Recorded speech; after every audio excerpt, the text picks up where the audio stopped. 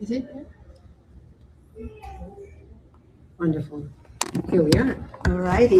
So, as entrepreneur myself for many years, I know how nerve-wracking it is to pitch to investors, to come with our story, with our drive, with our passion, and be in a position that we feel maybe judged or looked at. So I feel you. I want to tell you about the founder we have recently been working with. So this amazing company is a pre-seed IP and AI company, and they had wonderful momentum, being with a lot of interest from the market, get great feedback. They actually solve for a real problem in the market that they've been seeing. They got a lot of interest and actually momentum with pipeline and buyers that coming in. But the big issue is with all of that, they didn't really see closing. And they did what I believe most of you would. They tried to get more pipeline to create more opportunities. They hired their first sales rep.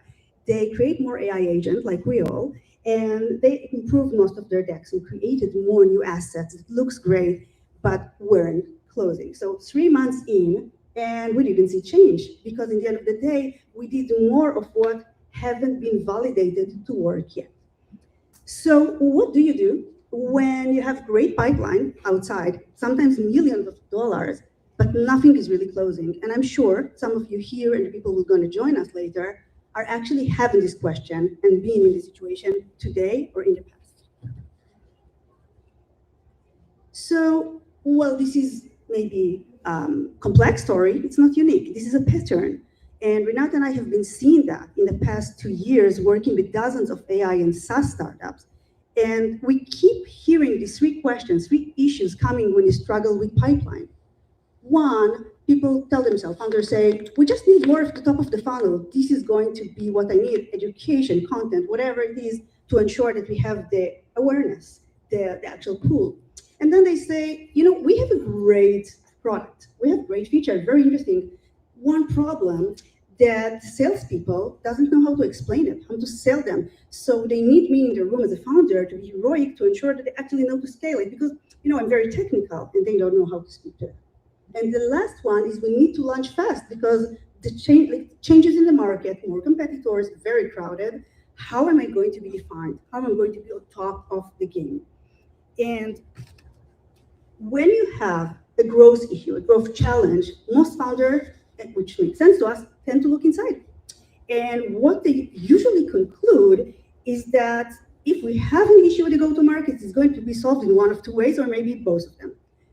Sales, new sales rep, new AI SDR, or it's going to be creating more feature that seems to them that are going to change the market or create more interest. I'm Hila Lauterbach. This is my co-founder, the amazing co-founder, Renat Gersch. Between us, about 30 years of experience with building go-to-market for SaaS companies, and we have seen these patterns inside out. We've helped companies to grow from pre-seed to $400 million ARR, and we've seen it in DocuSign, we've seen it in Viva System, in unicorns like Verizon, like Scorpion and Spot On, and multiple other companies. And as we see this pattern, we really know what happened in the room while these type of statements are being made. And if you have a drum beat or something like that, or feel like, I would say, if you're gonna take just one thing from the session today, really just one thing, it's going to be that.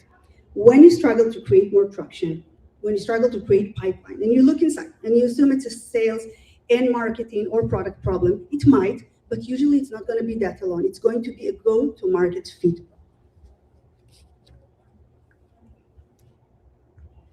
So instead of looking inside and solve the traction problem or try to with sales and more features, the change needs to come from the inside focus to the outside and focus in the buyer.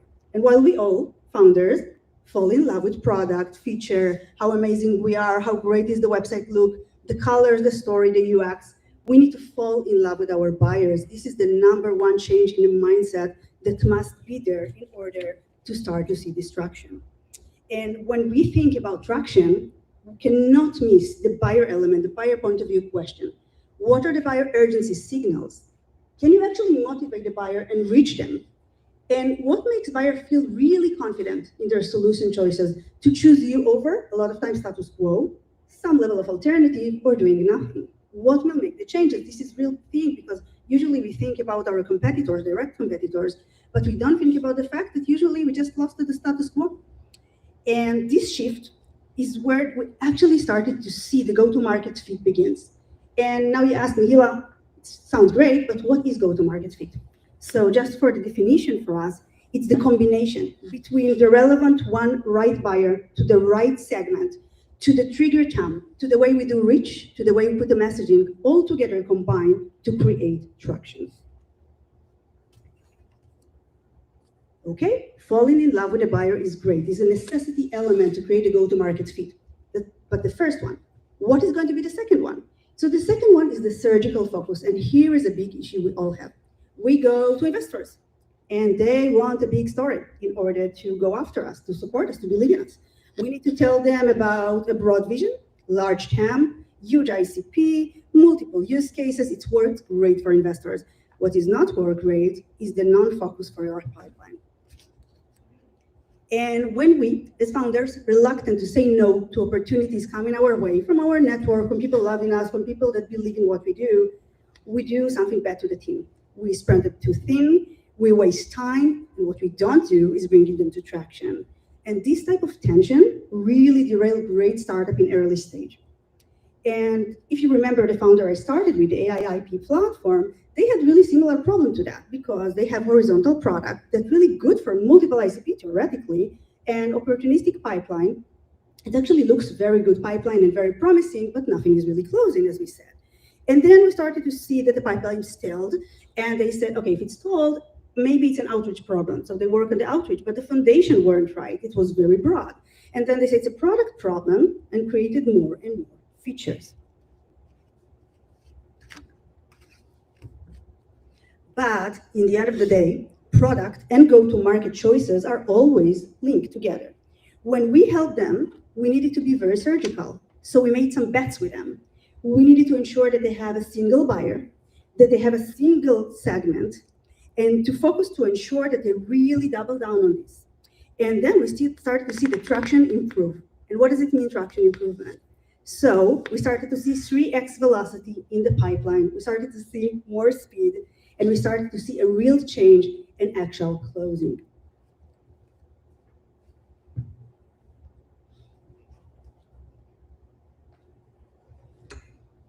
Okay, so a lot is changing. And just earlier this week, WinVC dropped their annual Enterprise Tech 30 report. It's a ranking of enterprise startups. About 60 companies are included, backed by $2.6 trillion of investment. So I would say that those are good indicators of where things are heading. And when I read this report, I put on my go-to-market lens, because really that's my favorite one. And here's what I saw in this report. So the median early stage company on the list was founded only in 2023, has 26 people, and has raised about $22 million, but is valued at 100. So that's approximately or roughly 2 years to get to $100 million valuation. 2 years from idea to validation. What it tells me as a go-to-market practitioner is that the window is really compressing on your ability to find that go-to-market fit and scale it really quickly. Another note within this report is that in 2022, there were only 3% of the companies in the report that were AI native. This year, 72% are. What does that mean to you from a go-to-market perspective?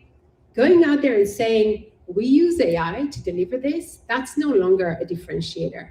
That's table stakes. And so the angle of differentiation that these companies that are winning, what they're coming to the market with is, how can I do things to get productivity that is way beyond the type of software that we've been using up until now.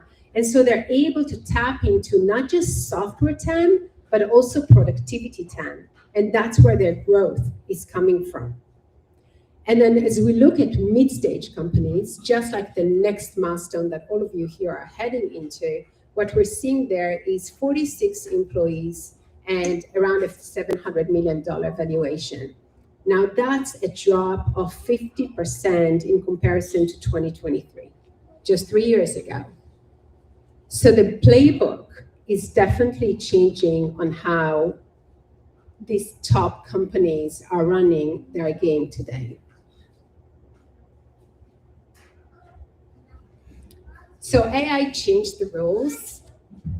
And with that, the big question that we always hear from founders is, okay, so can AI get me more pipeline? I'm sure you guys are thinking that as well, right? And from stories like this one that I've quoted here from SaaStar, it sounds like the answer is a resounding, hell yes, of course.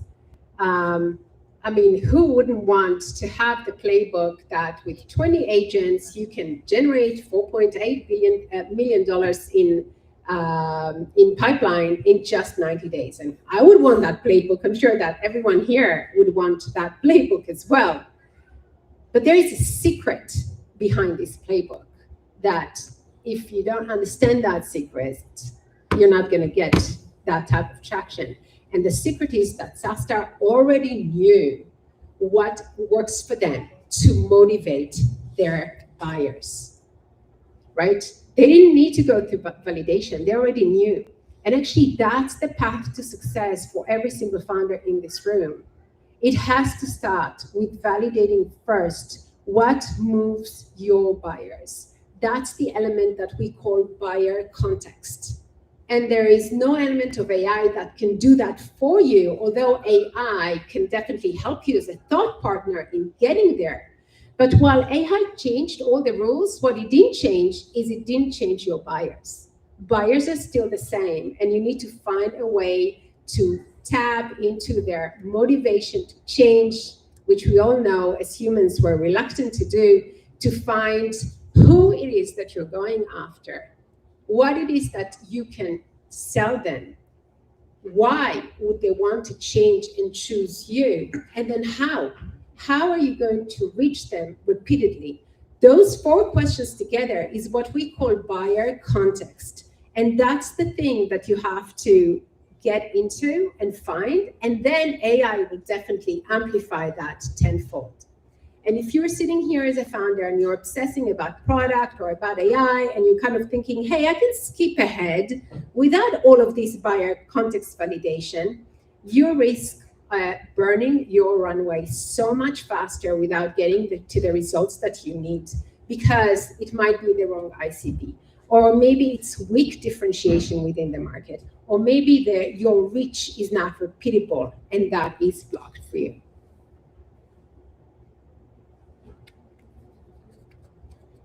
So the symptom that most founders experience at this stage is that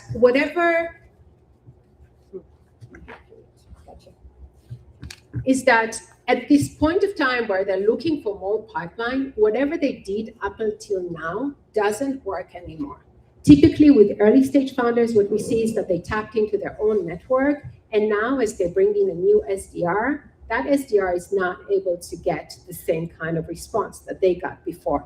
For larger, for more advanced companies, the shifting point may be slightly different, but the actual symptom is the same, which is you need more pipeline, and whatever it is that you've been doing up until now just doesn't translate. And so what do they do? What do you do? You guys are founders here. What do you do? Typically, you hire another SDR, or you increase the volume on the number of outreach messages that you're sending, or you're trying to cold call another list, buy another list, cold call another list. But the reality is that the conversion stays the same, flat, low, not what it is that you need. And that's because 9 out of 10 times, the fix for your pipeline challenge is not in execution. It's not rooted in execution, but it's rooted in validating your buyer context. And traditionally, like this buyer context, we didn't have as much ability to get granular with it. Traditionally, it was a static list. Traditionally, it was like this buyer profile.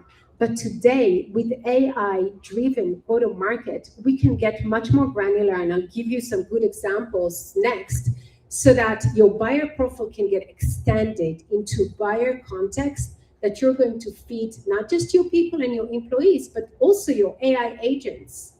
And that's going to make a difference for you. But what hasn't changed, as I said before, is your buyer. And your buyer, for your buyer, you still need to answer these key questions. Do I have my ideal customer profile? Is it surgical, or am I still trying to be everything for everyone? I'm sure that the investors who will be sitting here on the panel will be asking you exactly that question. Am I working off like this fantasy TAM based on the Gartner or Forrester report that's telling me this is a $100 billion market? Or do I have a surgical triggered TAM that leads me to companies who are experiencing the pain point that will drive them into action now? And I know who they are, and I know how to reach them. Can I reach them repeatedly?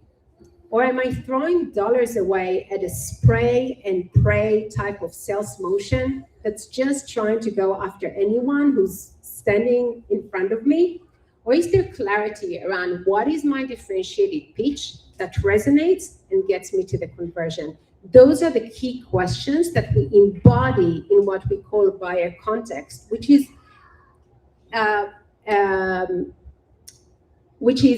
different type of work that ultimately would turn into context that can be used both by people and by your AI agents so that they can rapidly learn and iterate to find this go-to-market fit and drive the pipeline that you need. That's your pipeline accelerator. And that's why it's the first step in the traction formula that I'll be sharing with you right now. So this is the traction formula. The main difference here is that it's built like a roadmap, but it's for your go-to-market.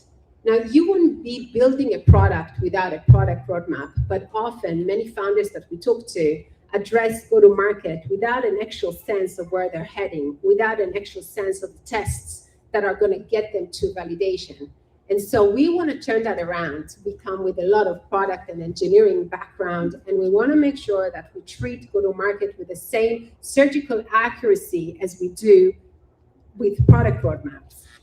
And so this go-to-market roadmap is a series of tests that intends to prime your buyer context, your execution, and to systematize it for your humans and your AI agents. What you see here is 3 steps and one principle throughout all of those steps, which is you can't skip ahead without validating. The first step is the buyer context foundation, which we've been talking about. This is your hypothesis, your belief based on research and based on initial traction that you got maybe in your beta, maybe in your alpha, maybe in your initial heroic efforts with your network. This is your hypothesis that will direct your go-to-market fit testing. And AI in this case is your thought partner. For sure, you're still using it, but it's not executing yet. And then the second step is when you're validating this hypothesis, you're finding out what works. Here, this new discipline of AI go-to-market, or often it's also called go-to-market engineering, is going to help you execute small volumes of sprints that allow you to iterate and learn. And then the third is when you can scale and amplify with AI as a system. So I was just having this great conversation here earlier, and the first question I was asked is, okay, can you tell me which tools are going to make up this stack?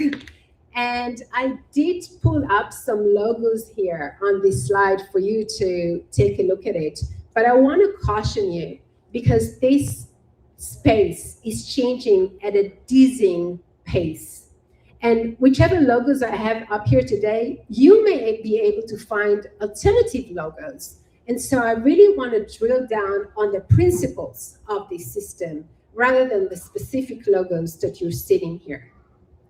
The blueprint for this go-to-market engineering system is your ability to actually find your triggered TAM. That's where we start on the left with market signals. So what did we do historically? We said that historically we had a static list, which we found based on demographics, psychographics, whatever we were able to find in Apollo, basically filters. right? Which is why you'll see in a moment, Apollo is still out there, or that red logo over there, that's Prospero. That's another kind of database that can tap into a lot of signals. But that's not enough for us today. We can't really find our pain points within those type of signals. And so with this AI-driven go-to-market system, you're able to get much more sophisticated with signals. And I'll give you an example with us really shortly on how we were able to do it. But you really need to take your buyer context and be creative and think, how can I turn that into signals that I'm able to find just out there in databases or on the web? And then once you have that TAM, which is now getting updated weekly, you can put that into the center of your go-to-market engineering engine. And often people think about that, the central focal point of that engine is Clay. Actually, when we talk to founders and we speak about AI go-to-market, they say, I already use Apollo, I pull it into Clay, I enrich some contacts, and my SDR proceeds to call those contacts. So I'm already doing AI go-to-market. I don't think I need anything in addition. But really, and you'll see here in the examples, if that's all you're doing, you're tapping into maybe 10% of the power of this system. And I'll explain why. Apollo is still static. It's still giving you a very limited amount of signals that may not at all be relevant for your specific pain points and for the ICP that you're looking for. And then you're pulling it into Clay, and maybe you're enriching your contacts, but there is so much more that you can do there in order to get to your personalized messages and to really drive this A/B testing of micro campaigns, of very dedicated campaigns that you can really surgically A/B test one against the other and know what works best for you. That's when you're starting to really tap into these AI-driven capabilities. And so I'll show you an example of what we did what we at 10x Go-to-Market did in order to find this type of signals for ourselves. Just like everyone here, we had to start with our buyer context. So you can see us standing here in front of a room full of founders.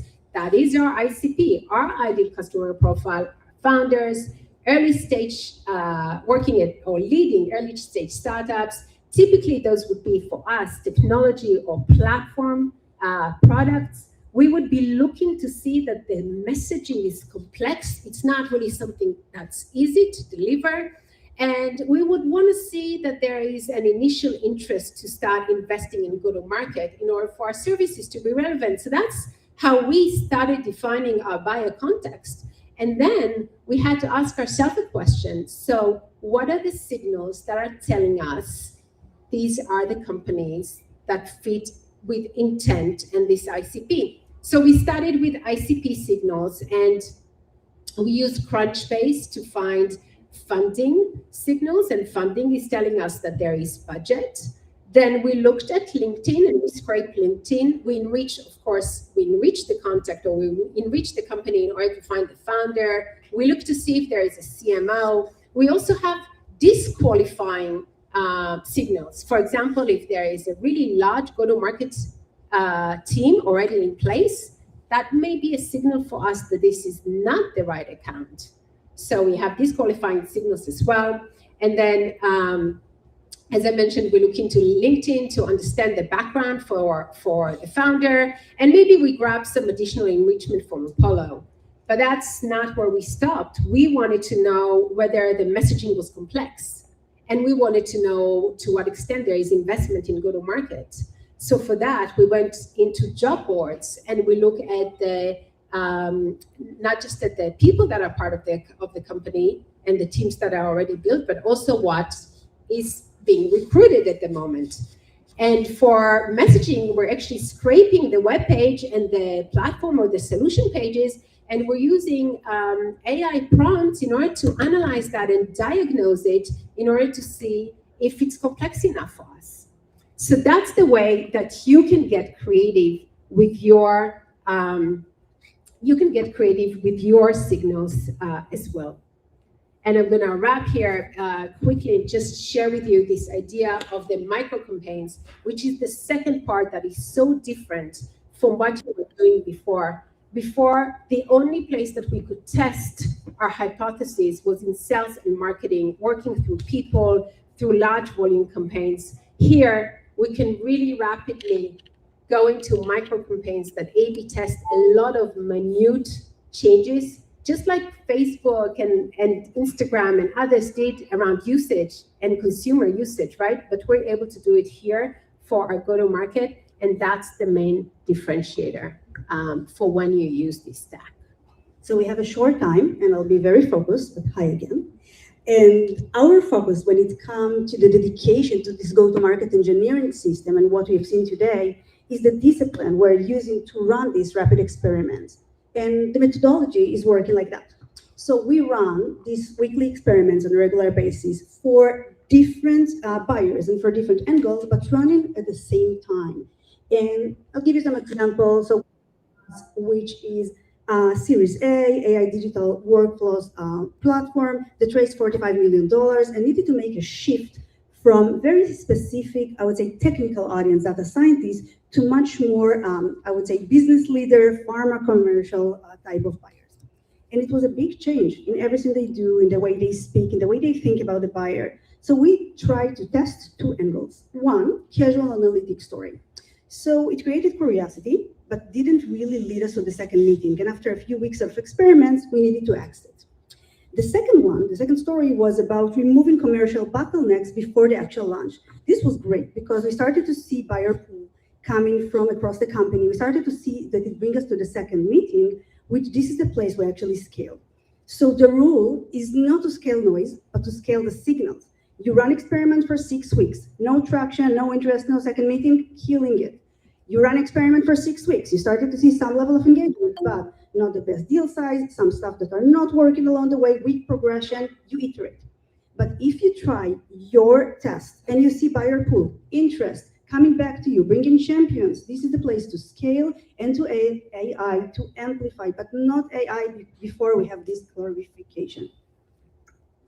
So this is actually the time we're speaking about the milestone number 2, from the test to the actual system.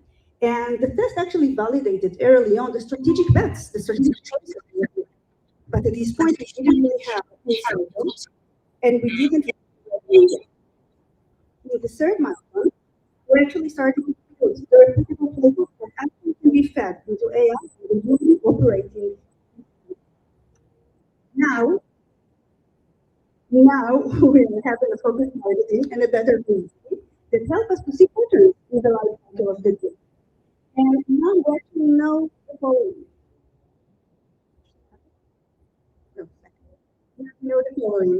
So we know what signals trigger the best buyers, how objection are best handled, how the champions win the buying comics, and what move them to the change. And with this information, we have the context engineering. We can now see the AI agent and the repeatable playbook on the sales. And for the last slide, so this is actually how we work with founders. As you remember, the AIP founder started with so great product, amazing feedback, actual pipeline, but not closing. They hired project manager, product manager, marketing, and with all of that, and we know we have a very short window these days to create a traction that brings us the next investment round. We couldn't let them come without distraction. So what we did with them, 4 to 8 weeks, go-to-market fit strategic choices and vetted. One strategic audience we go after, codify and test. We create context engineering layers, positioning, messaging, competitive edge. 90 days, we ran 3 experiments. The first one, no good result. X after analyzing and put it out. Second, after going after second segment, actually great pool, but low average deal size. It's a and not heroic. Because in situations are not going to trade, it's not possible. It's not the right platform. The third one is actually have the network, some case studies, actual pool, a lot of interest in the market, and we're starting to see buyer pool coming consistently.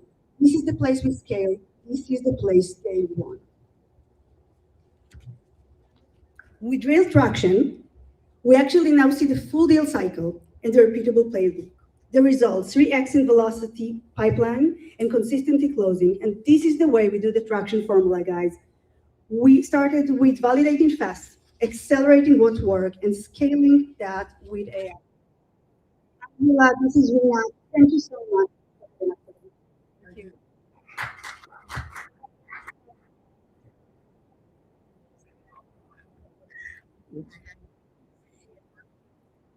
Hold on, sorry.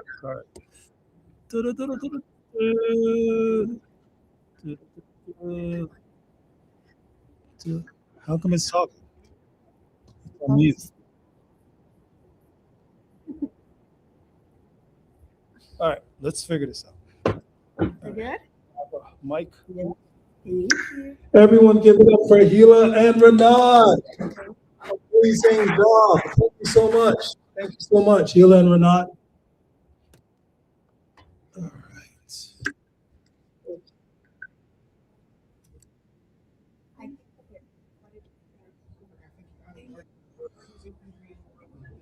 see. Maximize. No, that's not what I want to do.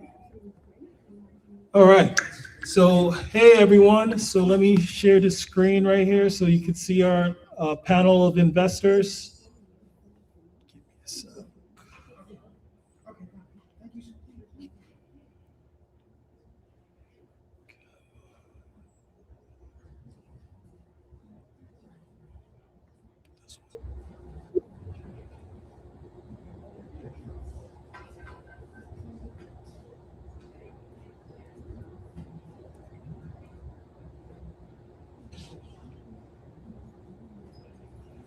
What's your, how do I send you the link? You want to text it to me? Yeah. 917 334 6909.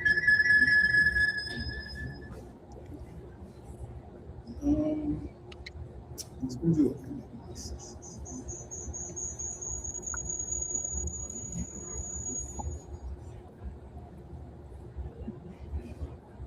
Do I use the microphone?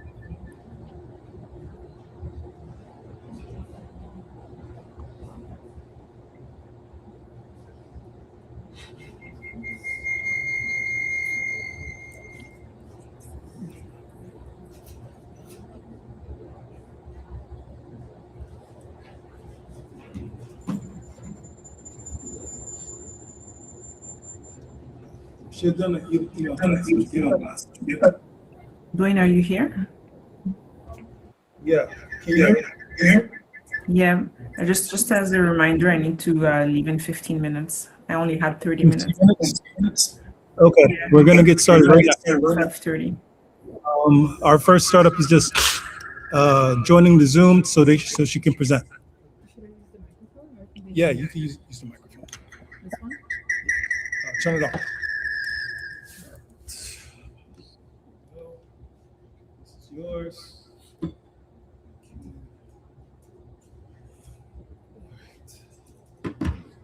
Sorry.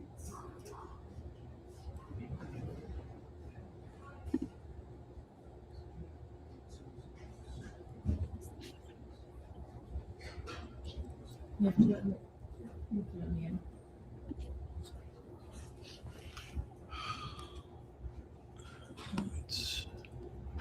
Did you request? Yeah. How are you? Good. Can you put in your email? Where? Thank you. Oh. Yes. Okay.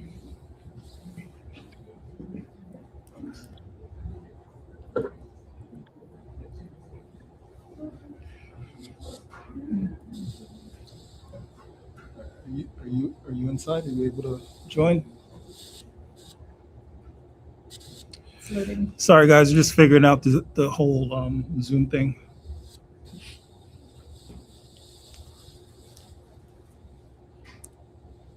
It's very slow.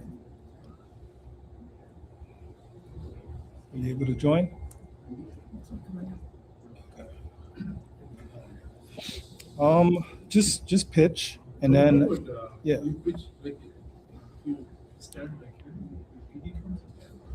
Yeah, just pitch for 2 minutes and then Well, we'll go in front. Thanks. Although you might want to take the focus on, because we can't see the screen. The background is a bit blocked. Yes. Hi, Ella. Thanks for joining. I think I was able to join that. Oh, that was you. Awesome. Okay. All right. Okay, everyone, thank you so much for patience. My name is Yana, and my company is called Ready, and we're solving a problem that has not been addressed since World War I. There's an industry that's very important to the future of humanity, which is reproduction, that hasn't had any material innovation since World War II. We have been working on novel materials that have superior viral load protection, as well as biocompatibility that is superior to every market, every product in the market currently, as tested in independent labs in the US. You may or not know that condom is actually an OTC medical class 2 device, which would explain why there's been very little innovation, because the barrier to entry is very, very high.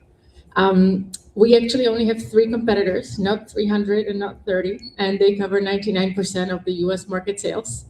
And because we've been innovating on the material and the production and the IP of the process for over 5 years, when we showed it to the retailers, they all immediately said yes. And so even though we are pre-launch, we already have 3 retailer agreements in place that are waiting for us to ship our products, because there's a wide recognition that the new generation of folks has not been spoken to about safe sex in a modern way. We also have become the #1 viral social media account. We beat all of our current competitors, where the bar is admittedly quite low. And we are the #1 community on Meta that's generated through our experiment with our Gen Z condom inventor, Coco. So you can follow us on Ready Together on Instagram. In order to fuel the launch, we really see ourselves as a technology platform and as the love and sex company for the 21st century. So we'll be also launching with oxytocin as the love hormone and a peptide to generate revenue while we complete our 510K submission, which is why we're fundraising. We're fundraising $3 million to get us to the next stage, which will involve the D2C launch. Thank you. Go ahead. All right, investor Q&A. Ready? I'm going to say, how much fun? What are going to be the uses of funds? So we have $1 million allocated towards the finalizing of the compliance with 510K. It's not in one go, it's sequence. We have a whole regulatory plan laid out, and it covers the testing that we need to now redo in the US, because condom was reclassified as a permanent exposure device in Q4 last year. And then the other $2 million cover the go-to market for the pipeline of products that are not FDA dependent. We actually also have material innovation on lubricants that are associated with the condom development that we've done as well, and we can start selling those within 3 months of funding. Thank you. Curious to know who's the team. Can you go a little? Great question. So the condom that we developed is a cross-linked polyurethane. So it's something that we borrowed from the internal medicine innovation. So when you're in a hospital setting, they would never use latex or nitrile gloves when you're being operated on. So we've taken surgical grade polyurethane, which has 100% viral load barrier protection. And we made it through cross-link procedure, and the way that we dip it a lot more flexible, because polyurethane is the most biocompatible and safe material. But the one thing that it's not, it's stretchy and soft, and that's very important for people to want to use it, particularly as a condom. Yeah. So what is the defensibility? I would say it's a material innovation. Can be copied or can be replicated? So there's 2 sets of IP that there are. One is in the waterborne polyurethane dispersion. The other one is in the way that it's actually manufactured, which I believe should remain trade secret, because there's a lot of art and science in how it's dipped and released from the farm, so that you remain the unit economics that can make the polyurethane process a condom that you can work with. And that's actually where a lot of the current incumbents have failed. And that material heads up that we have is significant, because it's a very concentrated supply chain. There's about 8 companies around the world that produce most of the condoms. And so what we have is really unique in that regard. Thank you. 40 seconds. Hi, thank you so much for this presentation. I'm curious to know who's the team? Team. Yeah. So I have a brilliant co-founding partner who does our growth strategy. His name is Pavel. He's ex-Lucas and Marvel Films, and he's the one that helped me make us a top 10 account on Meta. So the go-to-market is really de-risked because, as you may know, you can't say sex, condom, STDs. All of that is banned on social media, and we've hacked that. So we're very proud of our user acquisition costs. And then I have a team. It's not my first rodeo. I should have mentioned my former company is backed by Estee Lauder. I've been formerly backed by Andreessen Horowitz, and I've built CPG companies in the past. So I also have 2 long-term team members for ops that are with me. Time. All right, investors. So now you have the decision to pass, follow up, or take her to the deal lounge. What do you guys think? Would definitely love to follow up. All right, we got a follow up. Everyone give it up for a follow up. Everyone give it up for a follow up. Who's next? I would follow up. Alicia, do you want to follow up? We would follow up, yeah. Alicia? Alicia wants to follow up. Lise, what's your judgment? Follow up as well. What's your judgment? All right. Follow up. Wants to follow up as well. And Daniel, what's your judgment? That's Alicia. Follow up. Awesome. All right, so we got a royal flush of follow-ups. Everybody give it up. All right, next startup. Come on up. So I sent you in Okay. Google Docs. You can share. Google Docs. Oh, it's better if you join the call and then share your screen. Yeah, and how I can join? Yeah, so I sent an email blast. Just join the call and then share your screen. Yeah, I find the letter from you, but I didn't find. So I see. So presenting startups at the lounge. Startups details. Hold on. All right. So someone who can join the call. Let's go. Got to be mindful of their time. Who can pitch right now? All right.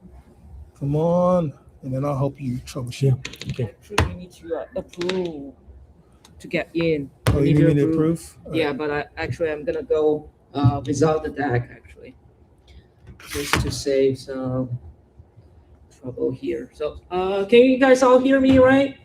Mhm. All right. Okay. Wow, this is a bright projector. Sorry about that. I'm Alison Zhang from Exposomics, and we focus on the environment. Environmental exposures greatly shape our health. For example, in chronic diseases like respiratory conditions, cancer, metabolic disorders, but it is largely unmeasured these days, especially at the personal level. The current approach doesn't solve this problem. The weather stations are big structures outdoors that are fixed locations. They provide low spatial resolution with limited data. They tell you what the total concentration of particulate matter, or the PM2.5 is, but never tells you what exactly that number is coming from. Is it from coming from pathogens, carcinogens, pesticides? You never know. And the air quality monitors are just small form factors with the same limited data. We are building a exposure intelligence platform where we detect all the complex environmental exposures, identify their likely sources, and recommend personalized prevention strategies to the users, and then measure if the exposure burden is reduced over time. We'll build a prototype. I have one right here. It's about pager-sized device that can capture both the biological and chemical exposures from the air. Paired with next-generation sequencing and mass spectrometry, we can review the most comprehensive exposures to date. We identify the likely sources of these environmental exposures and provide personalized suggestions to our users, linking the environmental exposures to actionable insights. Long-term, we're adding the exposomic data layer to precision health to enable earlier risk prediction, personalized intervention strategies, and integrate with healthcare, pharma, and digital health platforms. We're raising to scale our pilot deployments and also define our first commercial markets. Thank you. All right. Q&A. And who would be your ideal customer? This technology can be widely applied. For example, biodefense. Oh my God. Okay. Sorry. Biodefense, maternal health, occupational health. Those patients immunocompromised and those with allergy and asthma. We're testing out with also home environment monitoring. So we're testing out our pilots in home monitoring scheme and also the maternal market. We also have a small traction in the research market that we already got contacted to buy with the ROI. What would be your focus for the rest of the year? Our focus for the rest of the years will be selling our product to generate the first revenue.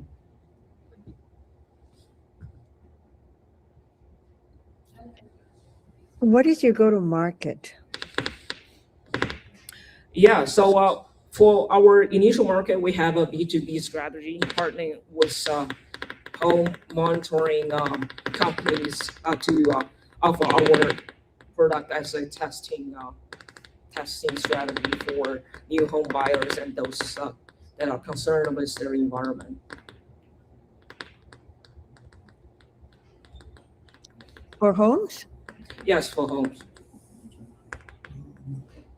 Where are you manufacturing? We have contractors in China. Any foreseeable challenges with tariffs? Sorry, can you repeat that? Any foreseeable challenges with tariffs? It is, and we are trying to locate some local manufacturers. We found one that's in Orange County that could provide a relatively competitive price for that. Thank you.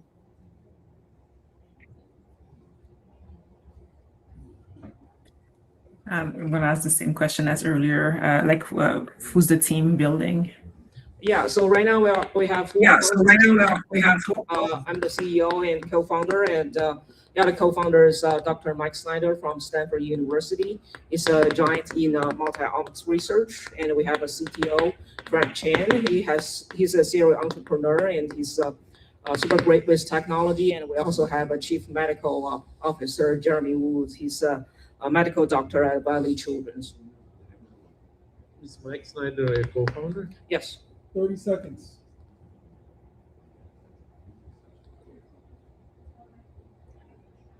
Can you talk about unit economics a little bit? Yeah, so right now our price is a little bit on the higher end, and it's $1,000 per device with 1,800 per test for the comprehensive biological and chemical exposures. With our technology, we can detect over 2,000 species of chemicals each way. I'm assuming there's no competition, right? There's no competition right now, but it's going to scale up later on. All right, judges, are we going to pass, follow up, or take her to the deal lounge? And I'd like to welcome Ella as well from Terminal 4. Everyone, give it up for Ella. Woo! Amazing, amazing. All right, so we have Ella, Vince, Alicia, Daniel, and Lise. So we have the whole panel in attendance. Awesome. So panelists, are we going to pass, follow up, or take her to the deal lounge? He has mentioned a common friend, so I'll follow up. Thank you.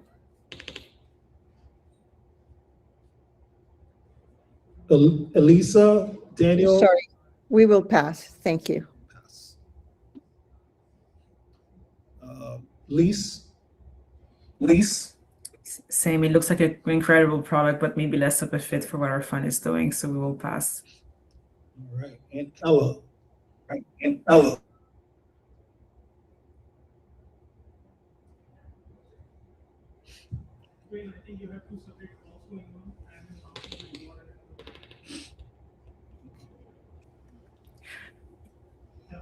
I'm sorry for that. Well, we had a full panel of investors, but I'm gonna have to leave.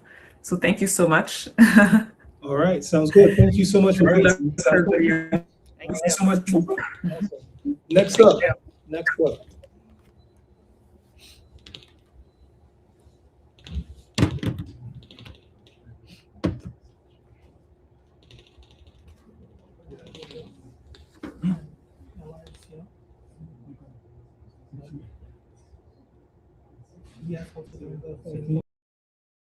Go on.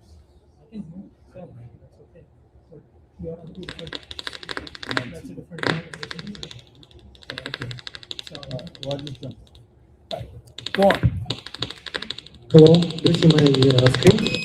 Yeah, my name is Andrew. I'm a founder of Visium AI, and we are agentic AI, and we are decision maker AI. Our focus for the industry called sellers on marketplaces.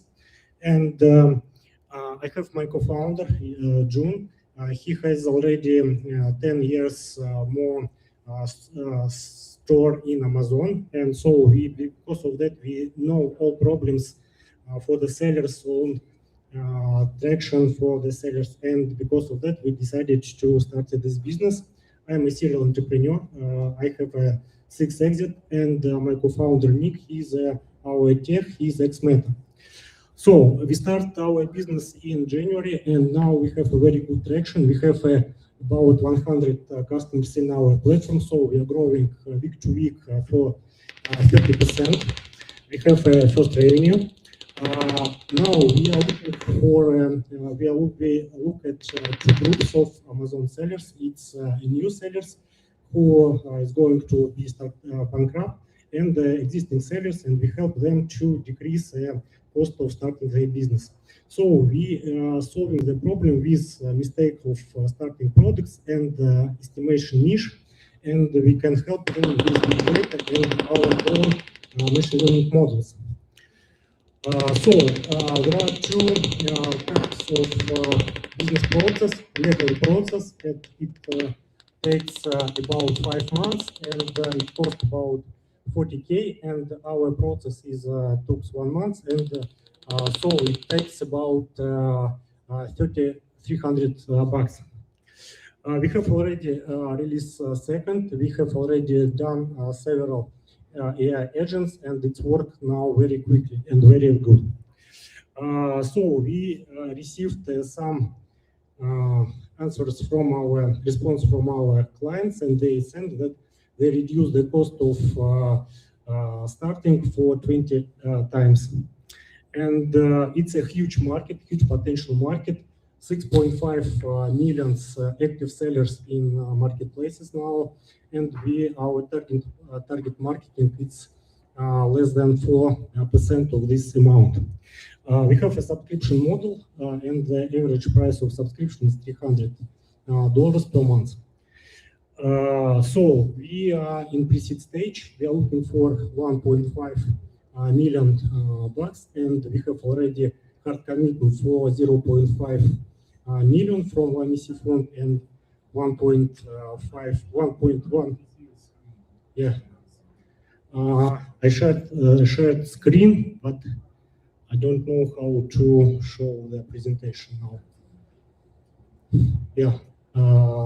So the main idea for our fundraising is go to market, and the 50% of this stage we put for the marketing and sales, because we have already platform, existing customers, and so on. That's all. Thank you. Get to the root of the problem one more time. The main problem is that when in last year in Amazon was sold 600 million unique product, and when the people start to work in Amazon, first of all you need to estimate the niche and product for starting, and it's very difficult problem, because if you choose the wrong product, you can improve your business in the future. You can lose money. Time. Q&A.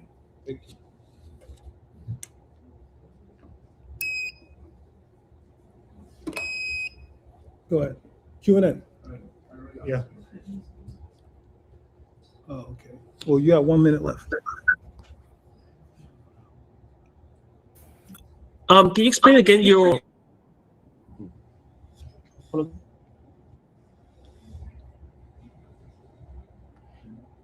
Sorry, what can I explain?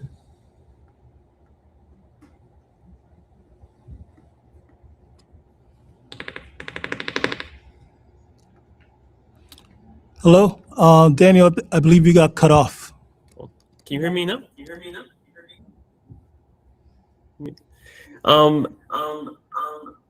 mute it. You're having double talk, double speak. Is somebody else like not on mute? Yeah, give me yeah, sorry. We're both in the office. So the pilots, I didn't understand, or the number of customers. It was 500 customers already paying. No. We have 100 customers. So we start in January. In beginning of the February, we run digital marketing, and now we have 101 customers in our platform. Okay.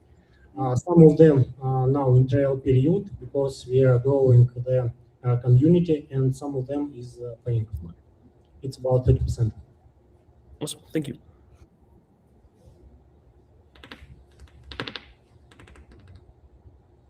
What challenges are you facing now? Sorry, can you repeat this? What challenges are you facing? It's a huge potential market. There are a lot of people who want to start business on Amazon or other marketplaces because it's additional incomes, and we help them to do it very quickly and very exactly because we based on the big data which we collect before, and we do a forecast based on this big data, and we can very quickly send go to this niche or not go to this niche, go to this product or not go to this product, and we explain why you can go to this product because of about our scoring model. It's 100 parameters. All right, judges, are we going to pass, follow up, or take them to the deal lounge? Oh, we're going to pass. No, we are product. It's a product. Yes, it's product. Don't consult at all. No, we don't do a consulting because consult it's not growing business. We are a product. Yeah. If somebody churns out, it's okay. Yeah. You know what churn out is? It's about 1%. Month over month. All right. And then Alicia, are you going to pass, follow up, or take them to the deal lounge? Danny and I work together. Oh, okay. So it's just when we're watching that. We're next to each other. Okay. Yeah, thank you. Sounds good. And then Ella, are you going to pass, follow up, or take them to the deal lounge? I think I'm gonna pass. All right. Sounds good. All right. I'm happy because we finally have all the investors on the same call. I will do the follow up because I've got curiosity on the questions. Yeah, so I'll follow up. But I've done the things. That's how people ask me. Okay, thank you. Because how people discover you is the biggest thing. Yeah, I can send you all the information. Okay. All right. We have to keep it moving. Next up is Mao Do. Mao Do? All right, Mao Do. So how should I connect here? That's the only question. No. I need to your charger. Okay, yeah. Use my charger. Let me share my screen actually. Huh? Are you on the call? Yes. I sent a new link. A new link? Yeah. Not this one? Yeah, not that. Let's send it to me. Tell me. Tell me which one link. It's So I drop this link then. Yeah, drop that link. Send it to Mao. I'll text you. Text me. No, don't text Or me. email. Email me. Mao MAO. MAO@kohli.com.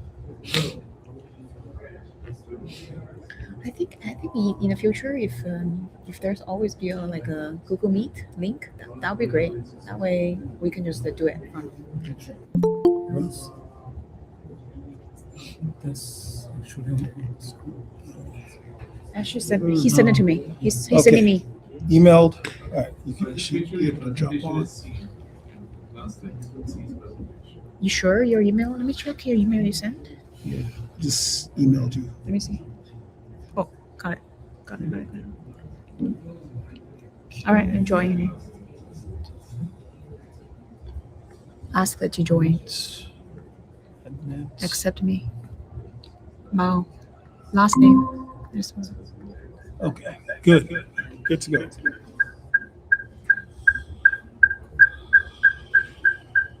share my screen.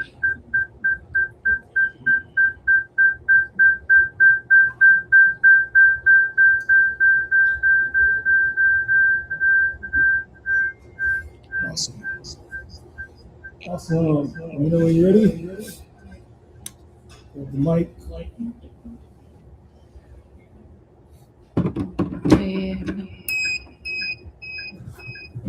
Ready? Oh.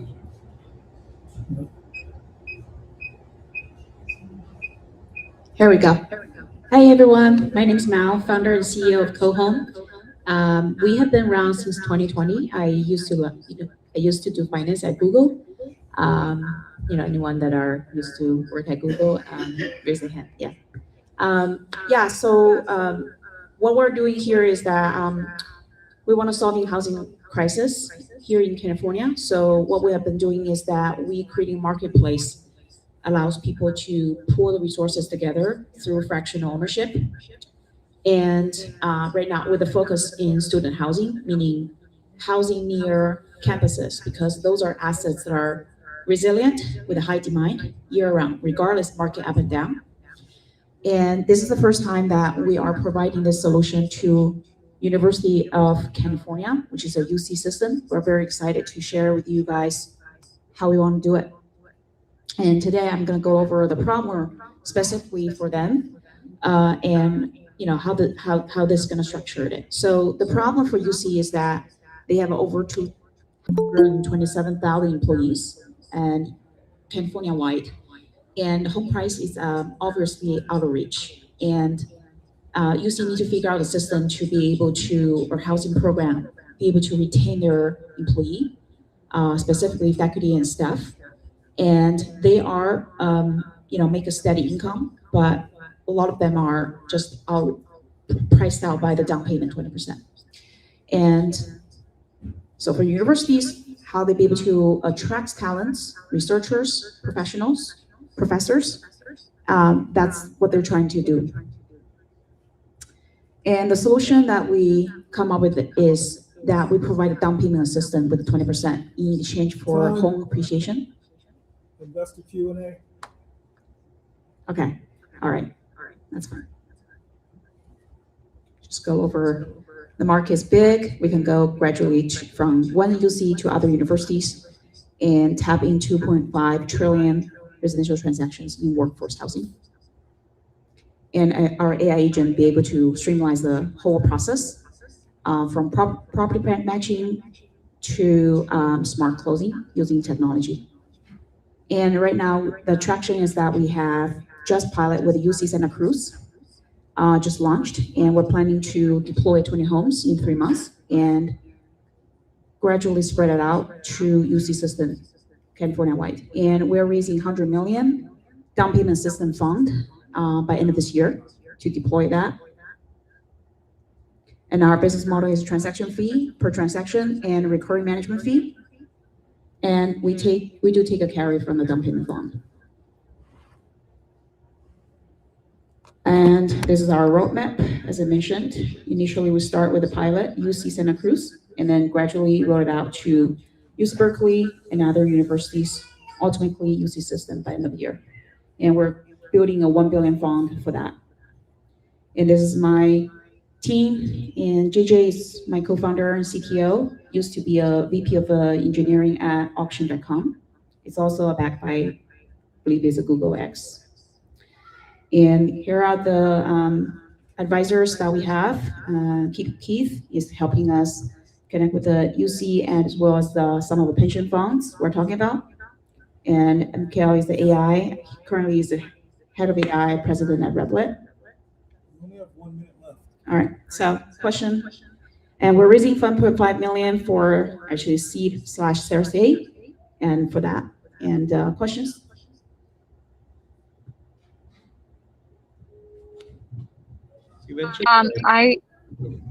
Sorry. Go ahead. Hello. Yeah. Hi, everyone. I have a quick question because it's a very common idea for a startup to have some agentic AI functionality But my question would be like, what differentiates you from, you know, any person who could just take any Claude, open Claude, or any other tool and automate those workflows for themselves and personalize these? Yeah, great question. So we are not a starter, and we have been around for 4 or 5 years, and we specialize providing a pooled equity in terms of a business model. We have been doing this for years, and we know our customer very well, as well as that we be able to provide this workflow as well as managing the home. Those are all those are experiences that are very deep, that are specific for fractional ownership. That's the mode that we're talking about. All right. Thank you. Yeah, of course. Thanks. All right, investors, are we going to pass, follow up, or take her to the deal lounge? We're going to pass. I'm gonna pass. We're just not focused on anything but D2C. Sorry. I didn't get a chance to get all my questions. I'll follow. Yes, I'd love to follow up Yeah. with you. Yeah, definitely. This is for investors. Yeah, because you say 2.5 trillion, but the UC system must be some fraction of it. Fractional. Yeah, I would say probably 1/10. Yeah, 1/10. All right, sounds good. All right, let's get our next startup up. Who is next? All right, and then we just had a quick person to join our startup. I mean, a quick investor to join. Kia, can you come introduce yourself? Just introduce yourself to. Hi everyone, I'm Kia. I'm the managing director of Leo Ferris Ventures. We invest in patents that are defensible, and we're looking to see what kind of deal there will be today. All right, so now we have 5 investors again. Kia, if you don't mind, just sit right there, right next to Vince. All right, sounds good. All right, next up we have Lanika. Hi, my name is Lanika. I'm the founder of Body and Crown. Most wellness platforms.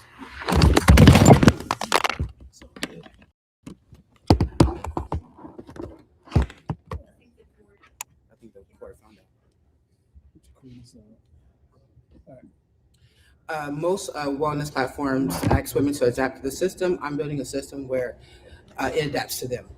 The problem is that high-functioning women are overwhelmed, emotionally dysregulated, and carrying a lot, but most tools aren't built for how they actually live, cope, and care for themselves. My solution, Body and Crown, is a culturally aware wellness platform that helps women regulate their nervous system through daily emotional check-ins, movement, music, nourishment, and community.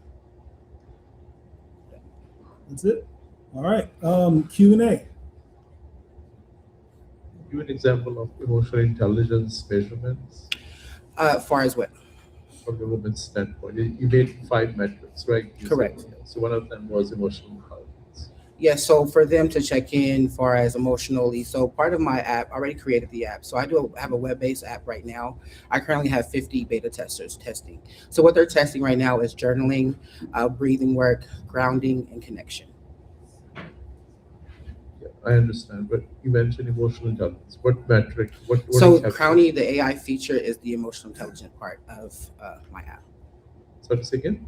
Crowny is the AI function inside my app, which is the emotional intelligence part. So it kind of works with the women inside the app. So again, it guides them with breathing. Again, when they check in, they tend to check in and say, hey, I'm overwhelmed right now. So Crowny will ask them, do you like to breathe? Do you want to ground? Do you want to journal? So it leads them into what they want. So it's not like I'm leading them, they get to guide themselves.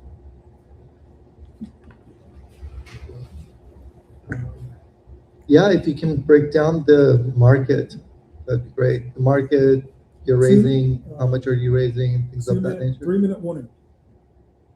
You said how much I'm raising? So currently right now I'm raising about 150,000 to 200,000, just so I can get an engineer, so I get the actual app. Like I stated right now, I have a web-based app that my beta testers are testing it on.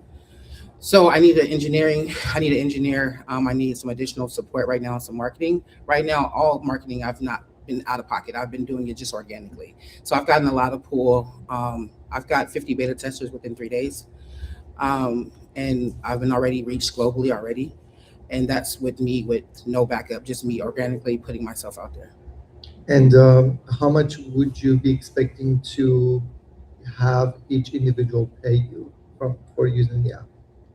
So I'm starting off at least at $14.99 just to kind of bait and get people in. Again, this is a very unique experience. So as over time, Crowny adapts to that person. So they start recognizing their patterns, what they did. So again, that tends to be more of a premium factor. So it goes into tiers. So the basics will be $14.99, but then it will then eventually elevate to more. Okay, got it. And do you know the competitive landscape? Other competitors, there is something out there? Yeah, there's nothing like me. I mean, you have similar things like Headspace, similar things like Calm, but they're not doing exactly what I'm doing. Okay, got it. Thank you. Can you talk about your team? I am my team. I've done all this by myself. Thank you. Question here. Sorry, I can hear myself. How did you end up, like, what's the story? Like, why did you decide to come up with something like that? So I've been in the behavioral health field for, it'll be 21 years this year. So this has been a lived experience as well as me seeing colleagues, clients, patients, and just overall just what we see on the internet, unfortunately, right now. So I've seen there was a gap that so many people are suffering in silence right now, but not having the initial tools that they need. So I decided to develop that tool and then seeing that gap. I've already got validation as well too from licensed clinicians too. So part of my beta testers are 15 clinicians. So I've been getting a lot of good positive feedback about my so far. Thank you for sharing this. All right, 30 seconds left. You want to go to judgment? Other than funding and team, what else help you need to scale? Again, I think my biggest thing is marketing right now, again, and just building the actual app. I shouldn't say it like this, but I'm gonna say it like this. I'm very well known in my community and I have a lot of organic pull that's ready for me to actually launch my app, so.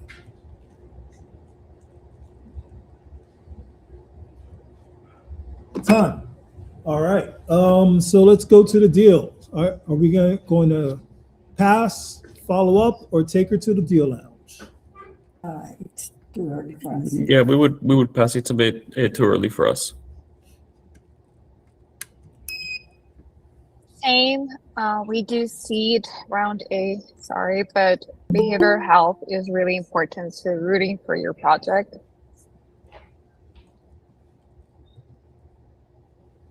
Do you have, so the question comes down for me to know whether you have any patents or any intellectual property.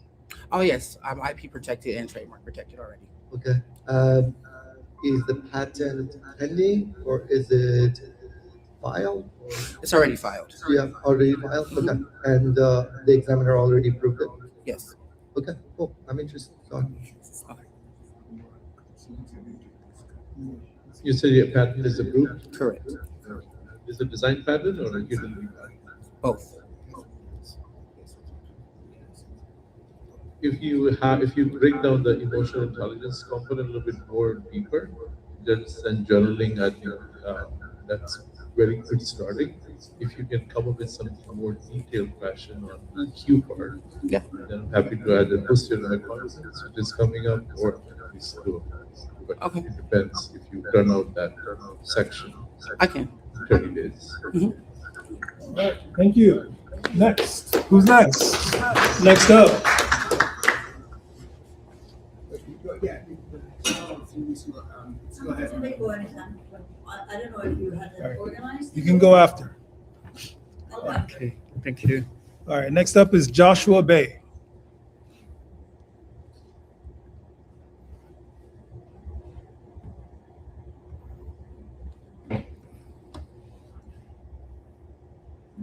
Am I sharing my screen? Okay. Yeah. Yes, we can see it. Thank you. I have 2 minute slides for 2 minutes, but let me make it concise. Hello, everyone. I'm Joshua Bay, founder of Skyly. Americans underestimate their expenses by $200. Yes. This gap largely from the hidden cost and unused or ghost subscriptions, right? The second problem we are tackling is about the relationship between service providers and consumers. When a consumer makes a mistake, for example, like early cancellation or delayed payment, your disadvantage is almost guaranteed. But what happens the other way around? When service providers are delivering underperforming or poor services, the burden of proof still falls on consumers, right? And then to recover that. Yeah. So we want to change this. Scalely helps users to the users every dollar they spend to actually work for them. So yeah. So it services your spending, not only your spending, it goes beyond and then services the implications of your spending, the commitment and the hidden conditions and including hidden benefits. So the annual subscriptions are trickier than monthly subscriptions, right? And also there are the annual events you need to follow up. So basically we are going beyond and make the things visible before they become problems. So that's what we are working on. And there's more to Scalely. It helps you the understand and then give you a step-by-step strategy on how to cancel, dispute, and lower your bills. And just 10 to 15 seconds more. Yeah, we are moving fast. We have secured over $1 million through pre-seed funding and government grants. And we will collaborate with the K-pop artist startup to engage younger generation for smarter spending. So if our vision aligns with yours, I'd love to speak with you. Thank you. Yeah, how many users do you have right now? Is this a pilot or is it fully? Yes, we are in private beta, so it's internal. We have less than 50 users. We are fully focusing on our ICP group to calibrate our service, and we'll go open public beta in this June, summer. And how much would you be charging each user? It'll be, our tentative pricing is $80 annually.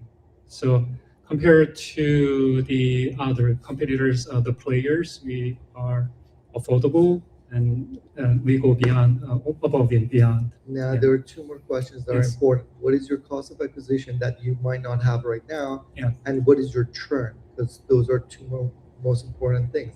If somebody's canceling their product, they might not need to use the service again, but the fact that you have the component of customer relationship component that you have between the companies and the users, then if you're able to make that connection, have those people pay because of like white glove services or getting walked through and navigating different customers before as a customer, that would be really cool. The other challenge is going to come. So if you can address that, the other challenge is going to come with this. How would you go about servicing customers aside from the customer service line for each brand?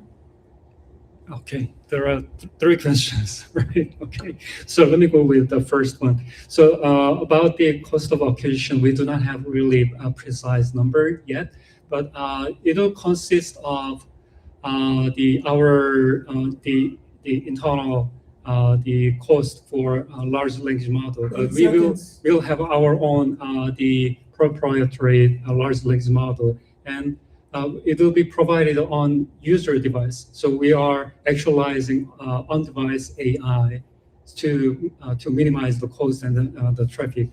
And I think it was about the differentiator. Yes. So it'll be fully on your device. Anything you are using and seeing on your screen will stay with your device. Yeah, we never store your data. And cool. Okay, thank you. Yeah, let's talk. Thank you. Cool. So judges, are we gonna pass, follow up, or take them to the deal line? For me, it would be a follow-up. Thank you. Joshua, thank you so much. I like the technology a lot. 감사합니다. I want to follow up. Thank you so much. I would follow up as well. Thank you. I have a question. Yes. I have a question. Is the company U.S. based? Is that a C Delaware corporation? Yes, it is Delaware Corporation, and it is U.S. based. I can hear you. It is U.S. based, and yeah, Delaware Corporation. Yes. Yes, I want to follow up because I had a couple of questions. Thank you. Thank you so much. All right, sounds good. Next up, who's next up? Is it better if I go with and share my screen, because I can share the screen and then Yeah, if I don't have join the group. Yeah, I'm trying to join. You haven't accepted me yet? Been waiting. Sorry. Let's join the group. Oh no, the meeting ended. Oh crap. All right, Timed let's out. do this again. Do I press rejoin?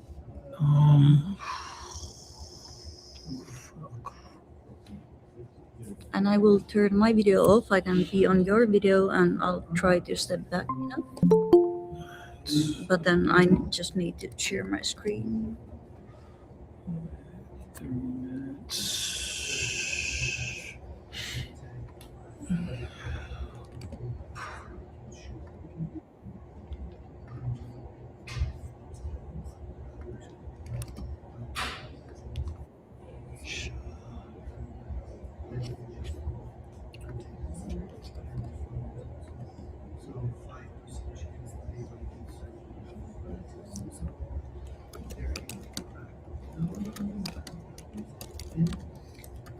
Is it a new link you're sending?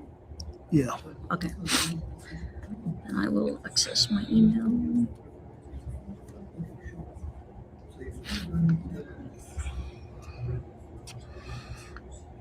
It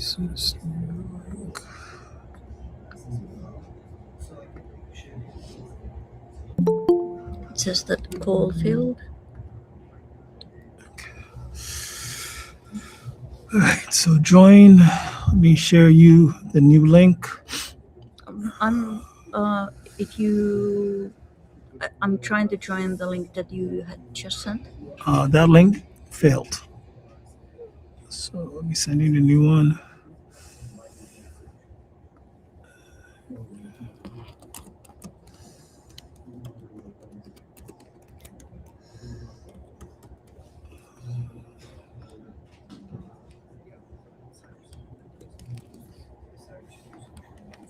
This is hella complicated.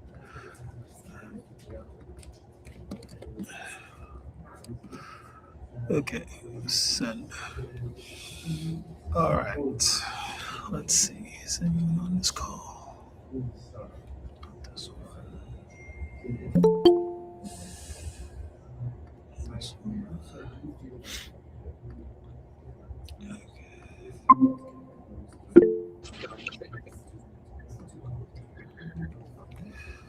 All right.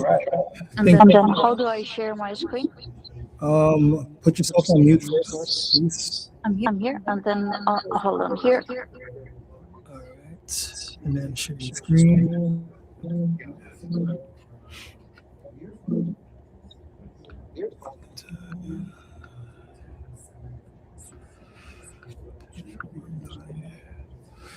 Okay. Is it on? Yeah. seems to be working so far. So, So here you go. You see the little guy? You see the little guy over there? You can change. You can change it bigger, maybe. I don't know. yeah, you can see. So that is So that is a biomechanical. human biomechanical. Hold on. Let me cut this off. Can I put myself on mute either? How do I do that? How do I do that? How do I do that? It's fine. I think that's fine. Okay. Should be. Okay. Sorry. So the biomechanical model right there is I don't know how many of you know. I don't know how many of you She's a local entrepreneur and also a cyclist. and also a cyclist. So that's actually built. Are we still on echo? Yeah, let's go. Just go. Okay. Now we're good. Okay. Now we're good. Let's get it. Okay. So Okay. So the little buddy over there is how we are building. First, you measure yourself. We're building two open source models, of course, because I'm a fan. So one model is measuring the body. So one model is measuring the body. Can you turn the voice off from? And then the other measurement. And then the other measurement we're doing on actual bike tips. So we are building two different models. We're building fit IQ model, sizing model for the. You need to mute yourself. Yeah, I did. I thought I did. Yeah, I We did. hear an echo. I thought It's I did. hard to Thank follow you up. for the technical help. But I think it's just But I think it's just confusing. Anyway. So we're building the models with all the. So we're building the models with all the university. And first. Q&A. Can you figure out this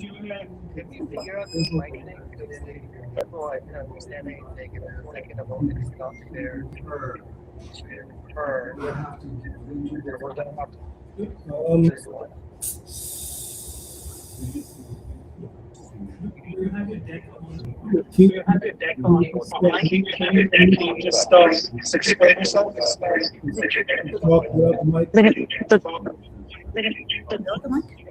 Without the mic? Sure. Without the mic? Sure. Join the mic or? Whatever works. So just complete your pitch so that you can make a fair assessment. All right. So think about Oda, the ring that validated the models for 3 years before launching. That's what we are doing. So that's what we are doing. We are validating the biomechanical models with actual bikes. So we are building bikes. I have the IP for them that we made in Taiwan right now. First is sold for NVIDIA software engineer here in Silicon Valley. And then but for Series A, we will be launching as a software company. So it's not the niche of the bikes, even though that's a $60 billion industry as well. And I'm Anna. I'm won few national championships and suffered from this, that the bikes are built around average model and not built around actual human body. So that's the real problem that we are solving, that the industry is built around average white males, which is quite unfair for most people. And I'm good. Did you guys hear that? Yeah, we heard it better and better, although we still have the echo. But what? So what's your traction? Maybe someone has like mute on or. Okay, so let's get to the point very quickly. So what is the thing you're trying to measure things? Cycling, is that the process? Yes. So the cycling is the minimum easiest because that's how you see exactly how the millimeters matter. So bikes are the tool that we can measure exactly how much. Like nobody has identified the joints under load, which is kind of like rocket science, right? Like every bike fit this far is going over markets. Sorry? Soul cycle, people go to soul. Yeah, no, Soul Cycle. Yep. My question is like, how do you have cycles and your offense? How are you going to, where is this activity going to happen? Well, we are launching with like 10K bikes, so the activities happen outside, not in Soul Cycle. Even though the fit is important in that as well, but the real people out there are the ones who want to go outside and ride their bikes and enjoy it. So the tubing, Since you're you're here, here, and just not to be unfair. So this is the the IP for the titanium tubing that we worked for 5 years with Ben Sirota, and that and that I own. Like we are launching with titanium bikes built in Taiwan. If you want to take a look. And that titanium tubing compliance is better than carbon might be lighter, but the titanium is something that will last and doesn't break, and the compliance of the tubing is amazing. iPhone is titanium, right? Yeah. What is your go-to market? So as I said, the system that we are building, the biomechanical modeling, it's the longer term go-to-market that can be used for anything. Right now, the 100 bikes are the crazy people around here who want to go and ride their bikes and enjoy. I mean, Ben Sirota has built bikes for 7-Eleven team, for Olympic winners, for world cyclists. But my market is the people who want to go for sustainable bikes that are going to last forever. What is your monetization? Sorry? What is your monetization? How do you make money? Well, the revenue for the bikes for that price point is like $1 million. But that's how we're gonna. The data is the value what we're gonna scale with. So I'm not building a niche byproducts, even though I like good bikes. But the data is the one that now we are building the model. So the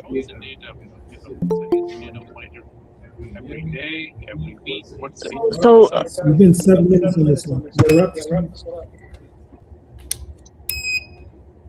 And let's take it to the deal now. We're gonna pass, follow up, or take it to the deal. Yeah, for me, it would be follow-up because I want to learn more. Same follow. Okay. And then judges online, we're gonna pass, follow up, or take it to the deal. We would pass. Pass. Thank you. Can you guys hear us? Online?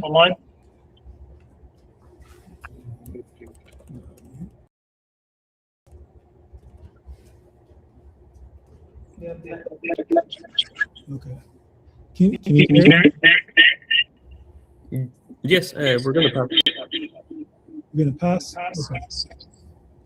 Okay. All right, sounds good. All right. Next up, we have our next picture. I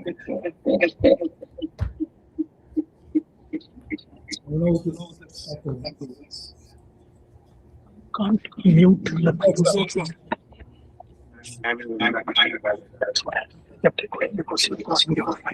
Oh, okay, from iPad. Oh, shoot. Thank you for trying to help.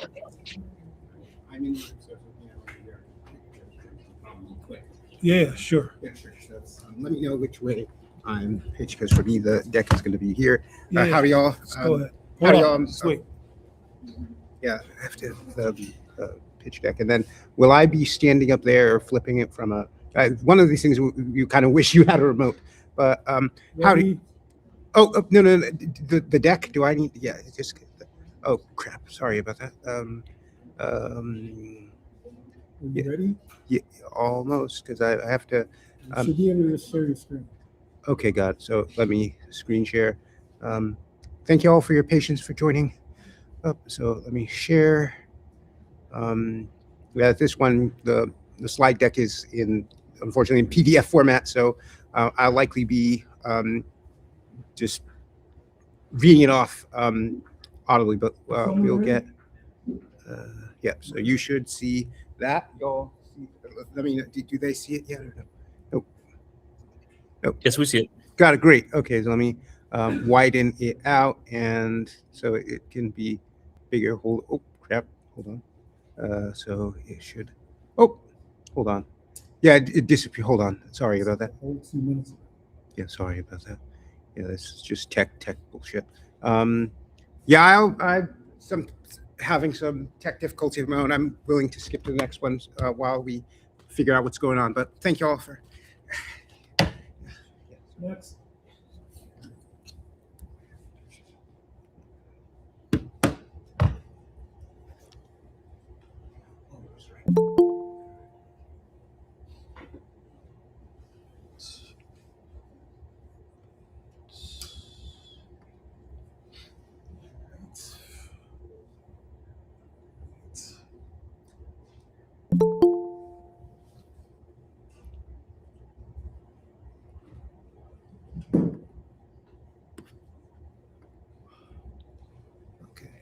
You ready? Yes, Make sure you're on mute on your computer. I am.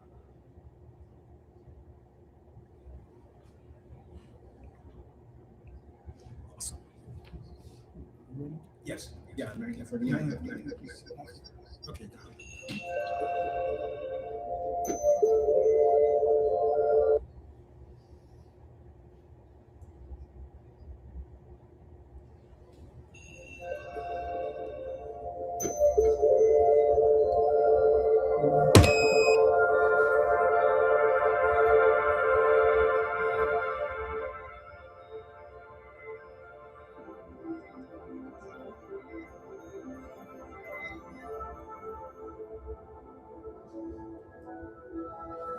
So is this supposed to be sound? Because I'm not hearing it. Yes, there should be a I'm not hearing anything.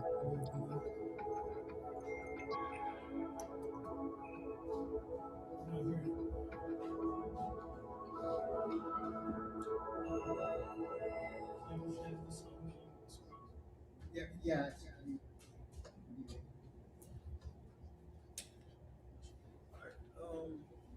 You just present. You already like. Sure. With the fast growth of AI and automation, Gen Z is feeling a wider emotional gap in the games they play today. That's why we have created Folded. It's a paper world where through their emotions they bring colors back and shape the world again. We have validated the market by. I can understand. Can you take off all the volume on your computer because it's double? Yeah. All right. Let's try again. Try again. Why don't you just tell us? Why don't you just tell us about the company Sure. and what you're trying to do in the team, Sure. This company. and not use any visuals? Absolutely. This company was born because we were answering one question. Where do Gen Zs, the gamers who play Roblox and really stay on TikTok when they feel really depressed, where do they go? So Folded was born to answer this question. And it's really focusing on really connecting the Gen Z to their emotions through this paper world that it's black and white, and through their emotions, they bring the color back, and also it's unfold and shape the world. We already have validated the market. We have been selected in GDC and other events. We have tested it also with beta testers. We have been selected in accelerator programs and awards. The team is a combination of veterans from big games, big companies in the gaming industry, also financial and legal, and also some who has worked in games like Neon Pots or Roblox as well. We are right now fundraising for our seed round. We're asking for $3 million.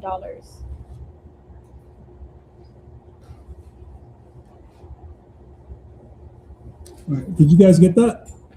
Yes, we got the last bit. What are the uses of funds?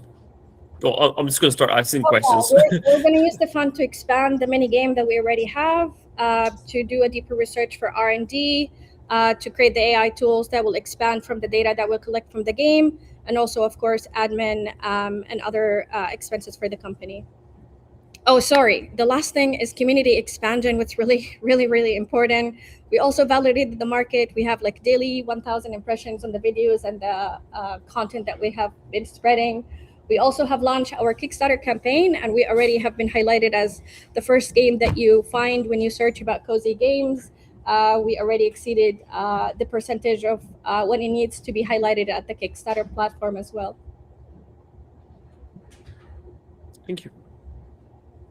I'm gonna ask a question as well. So I'm curious about like the bigger picture, whether or not you're planning to work with hospitals, health systems, and kind of how scientifically backed is this approach in order to, like stabilize person's emotional health and mental health. Yeah. Absolutely. We already have discussed or like opened some conversations with researchers from universities like UCSF and MIT. We have reached out to some wellness organization as well, and we see that there is a need for such a game to really like bring more emotional balance to whomever like is open and curious to play an emotional puzzle game. Cool. Thank you. 30 seconds left. I want to add, we also have a historian and a data scientist. So every tone, every melody, every character, every color, we have done enough research and enough history background to really not only like create a specific and evoke specific emotions, but also how can we change the narratives of people every time they play the game. And through also the survey, we have validated that as well. All right. Judges, are we going to pass, follow up, or take it to the deal lounge? I'm following up. Nice. Follow up from Ella. We like the idea, but it's outside of our realm of expertise, so we're going to pass. Vince. Oh, yes. Of course. Awesome. We got a follow up from Vince. And that should be it. Awesome. All right. All right. The mic is It's okay. Yeah. Hello, everyone. I'm Li Mingwu, founder of Bitewise. So actually, it's an AI food decision agent. How does it work? It's very easy. Before you go to the dinner, you just tell the Bitewise about your mood, about your budget, about your taste, about like, okay, I don't want to, go too far. I want to, have dinner like a 30-minute walk.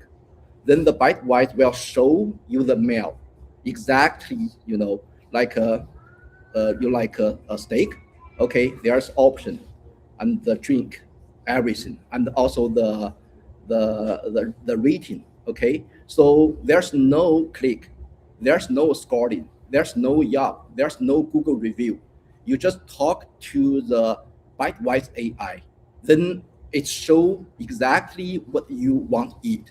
Then you can pick, which option, and you can switch the item. Like, okay, I don't want Coke, I want a juice. Can you switch juice? Sure. Then you know what exactly the price, even the calorie, the meal. Then you go to the restaurant, and more than that, we also do the reservation. Because the next question will be like, okay, do you want a reservation? Sure. You do not go to open table. Okay, you just tell two things. One, what time you want to be there. Another thing is like how many people. Okay, we will do the reservation, get confirmed from the restaurant. Then you go. That's it. Thank you. Awesome. Q&A from the judges. I have a question. How are you going to prevent hallucinations? Say again? How are you going to present? How do you prevent false data? Oh yeah, because we have the back end with the reservation. So once the customer, the user, they make the reservation, we need to get the confirmation from the restaurant, and it's an app. They just download the merchant site. Then we just tell them, hey, there are two customers, they want to come at the 7 o'clock. Is the table available? so we can track down.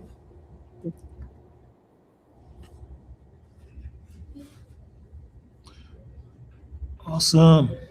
All right. Any question? Are we gonna pass, follow up, or take them to the deal, or do we still have questions?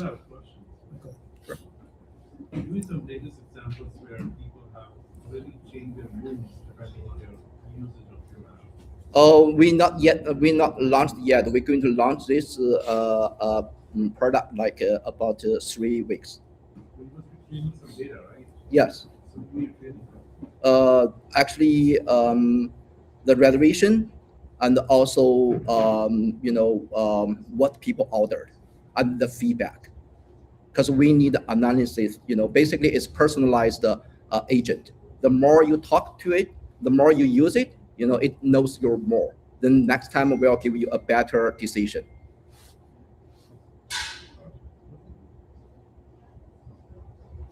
Thank you. Thank you.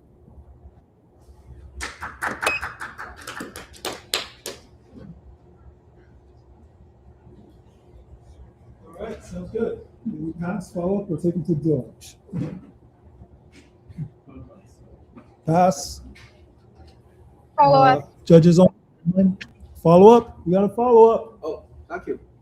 So who is that from? Ella. Hi. Oh, nice. It was from Ella. Awesome. And then we will pass. Sorry.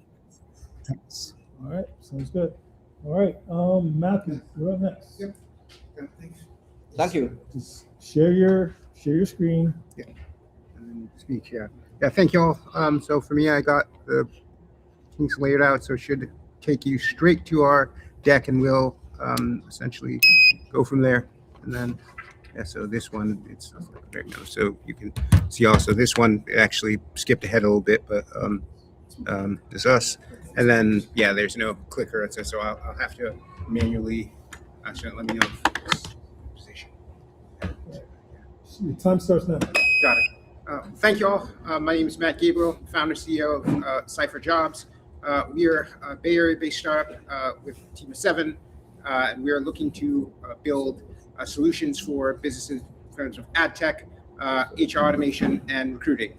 The current problem of the job market right now is that there are way too many job posts and leads. Many of them essentially copies and clones of previous existing on other platforms, lead phenomenon, ghost jobs.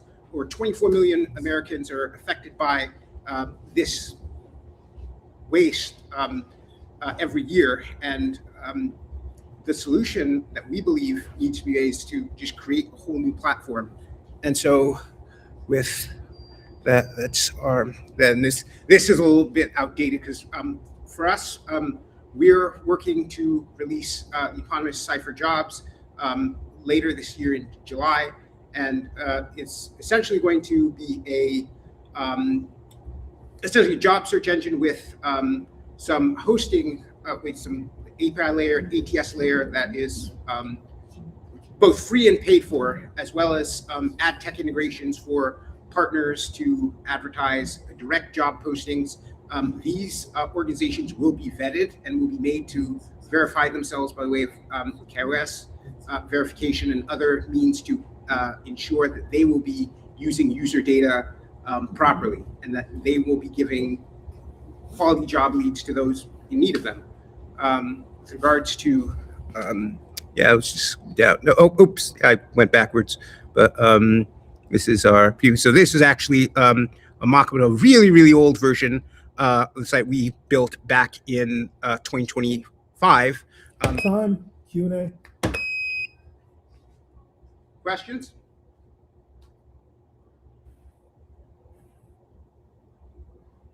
No question. No, it's not our. Okay, what's going on?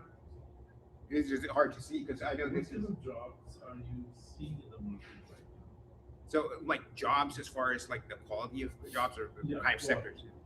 So for us, as you said, it's really varied. Like for us, we're one negative phenomenon. There's a lot of the platforms are being flooded with things such essentially like kind of like gig sales jobs, which are fine in themselves, but except for the fact that by volume they take so much from like the job seeker's attention. They are looking for something that they can that will, like in our case here in the Bay Area, there are 100,000 employees. They're looking for things that are regular, like 9 to 5. And so for us, we are looking to list with our like current behind the scene partners, we're looking to have both them and their like for us, we're in talks with the university to have them list their local employers on the platform and essentially have use some of our layers under the hood to kind of match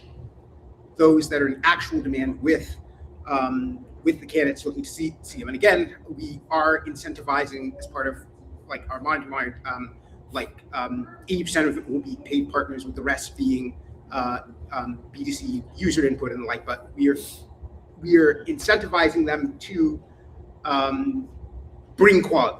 For us, we don't want the kind of spam and thing that other platforms have allowed to be on this platform. We want this to be safe for the customers and to lead to be an opportunity to quickly source talent for the businesses.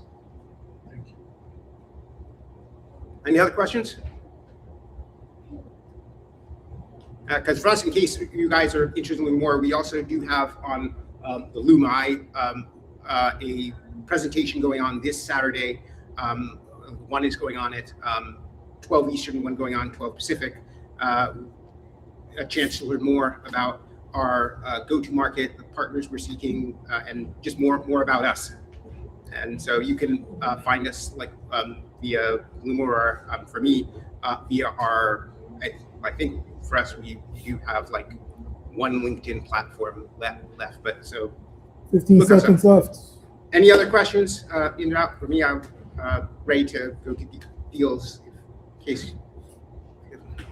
All right, you heard the man. So are we going to pass, follow up, or take them to the deal lounge? We will pass. Thank you. Sure. I'm gonna pass too.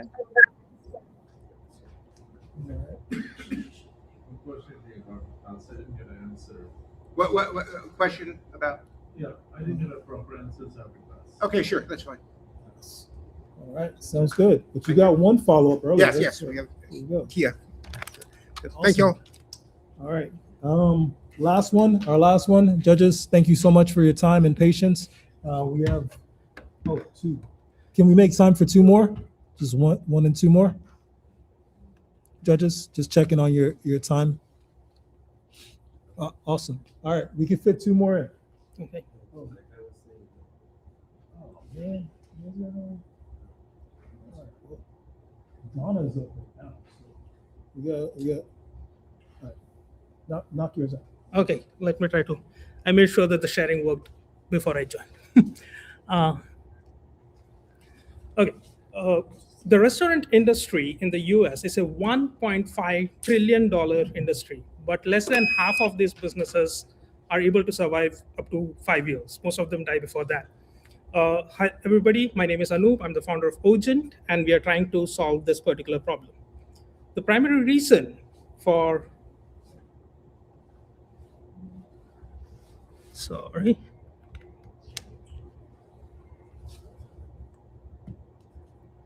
Okay. The primary reason for this particular problem is because these businesses operate at an extremely low margin, and also they have a very high turnover rate for staff. This leads to the operators often playing multiple roles and constantly multitasking and managing their operations. This problem has been worse since post-COVID because of the rapid growth in the online ordering space, and now the operators are kind of managing 6 or 7 different app platforms manually. Our solution to this problem is by placing an AI agent that can interface both with the customer as well as with the staff. On the customer-facing front, we are enabling a self-ordering platform with a very rich experience, both for online customers and on-site customers through QR codes. And on the staff front, we are able to execute and automate about 80% of the operations. The first version of the product, which is a self-ordering solution along with an AI assistant, has been live for about 3 months. 100% of all our users are using the AI assistant, and it has executed the task accurately 93% of the time. Our target is to make sure that AI assistant is able to operate all different platforms being used by the operator, which leads us to directly competing with integration as a service provider. Our primary difference compared to all the existing incumbent players is to integrate, not necessarily only limited by APIs, but also integrate with browser agents and desktop agents that allows us to integrate with really old, outdated, or legacy software solutions used by this platform, this industry. Our pricing is competitively priced at about $500 per month per location. We are already live at a few locations and have app listed on Clover's and as App Marketplace. From the bottoms-up approach, this leads to about $6.4 billion market opportunity here in the US alone. Talking a little bit about myself, second-time founder. I have been in the retail and restaurant tech space for over 10 years now. In the past, I've raised funding from Target. Just finishing. A few more seconds. In the past, I've raised funding from Target and Alchemist Accelerator, and I'm deeply passionate about solving this problem for the SMB industry because I have been an SMB operator myself for several years. We are raising a pre-seed round of $800,000 and would love to know your interest in participating in it. Thank you. Q&A.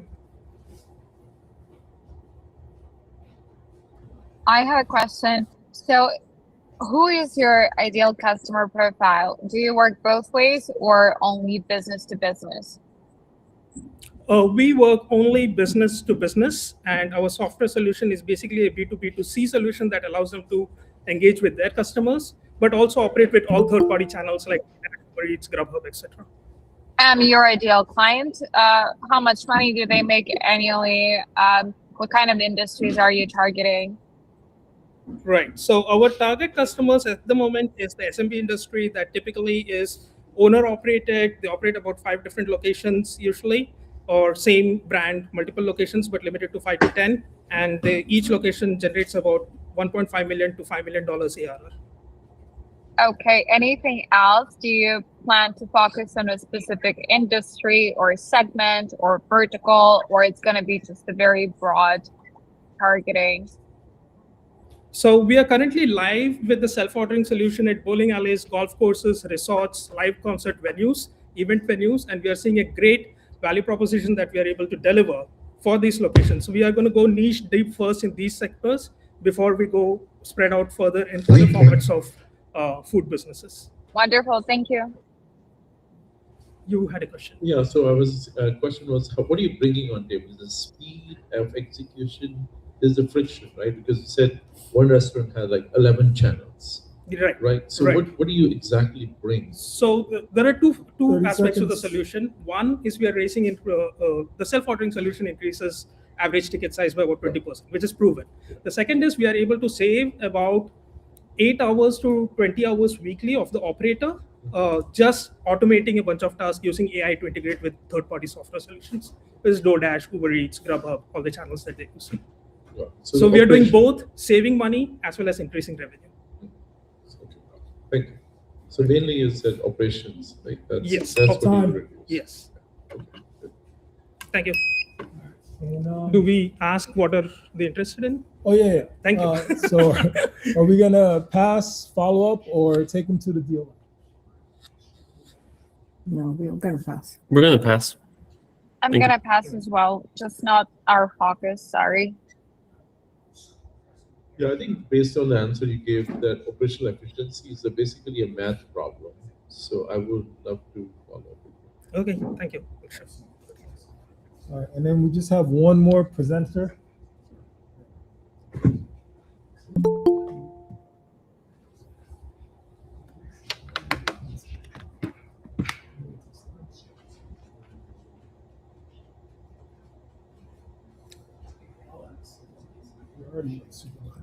The Meet link was off, like the meeting was ended, so I couldn't upload my slide. I'm gonna just Oh, okay. Well, this is a new meet. I don't know if you got it. But yeah, okay. Thank you so much. There you go. Hi, my name is Charlotte Mary. I'm a neurologist and founder of IA3 on AI, which is a clinical workflow assistant platform. As a physician neurologist, in my day-to-day activities, I see that we are doing repeated tasks over and over, repeated clinical tasks such as repeating questions from patients, documenting, writing the clinical notes, as well as doing the main physician job, which is decision-making and care plan. So physicians usually spend about up to 40-50% of time just for this repeated task that no one else can do at specialty level. So that's why we built this clinical AI platform that has AI assistant agent for a physician, customized for different subspecialties, and also modifiable based on the physician clinic note template. So it does everything from the initial patient outreach via automated secure text messaging, phone call, conversational AI, talking to patient at a specialty level such as neurology, neuro-ophthalmology, and other subspecialties, and generating physician clinic note before the visit.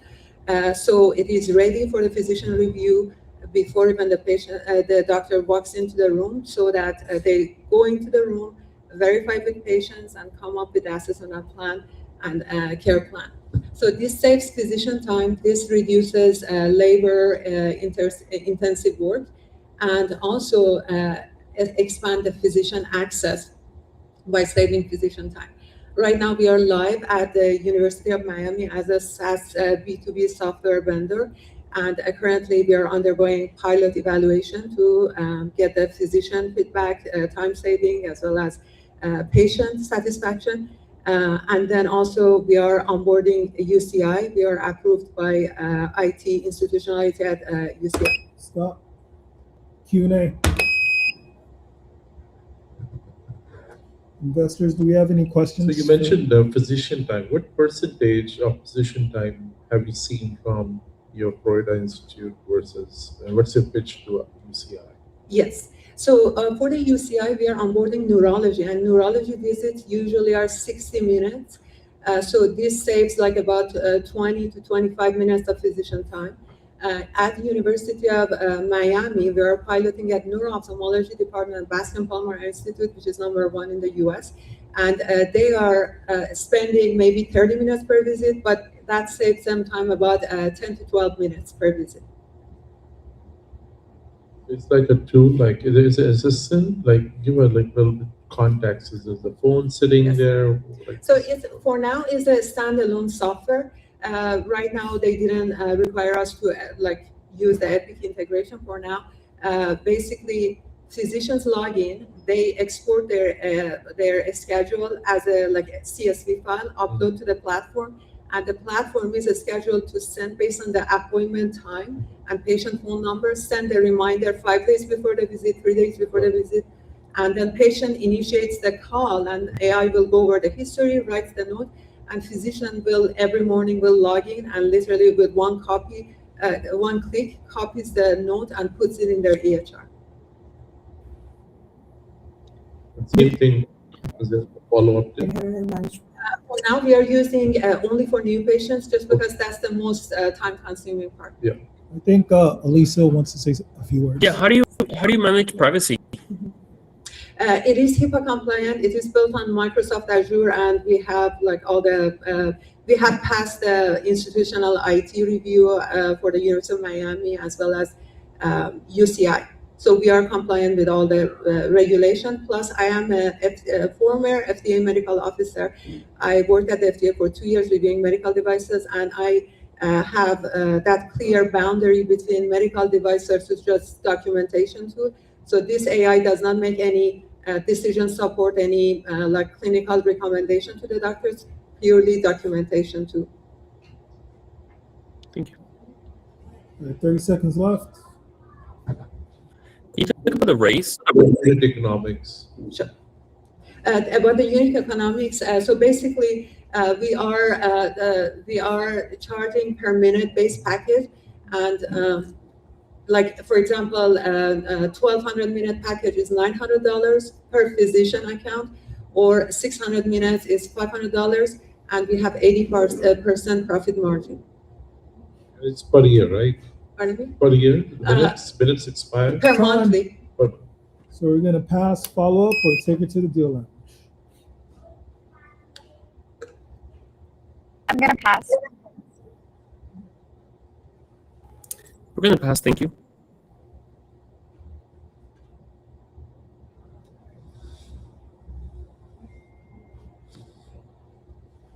I think I would love to follow up for many reasons. I think it's a niche thing for particular new patients. So it's very clear value proposition that where the medical industry is heading towards. And we also see that there is going to be 42,000 physician shortage by 2030. So we feel that the gap what we're working on is very enormous and it's going to fulfill the engagement because patient experience is the best experience ever. And second thing, what I loved about was your unit economics per minute basis, the number of package. I think that was clear. So given the time constraint among all the pitches, I think you were very clear about your Q&A and about the value prop. So I would love to follow. Thank you so much. Yes. All right. And judges, feel free to say no. We have one more person. Would you like to hear him? Because I know we're already over time. That's okay. My laptop might die, but otherwise, of course. Yeah. Sorry, Dwayne. We have to get going. We have another appointment. But thank you so much. And I appreciate all the entrepreneurs. Thank you guys so much. Everyone give a round of applause to our judges.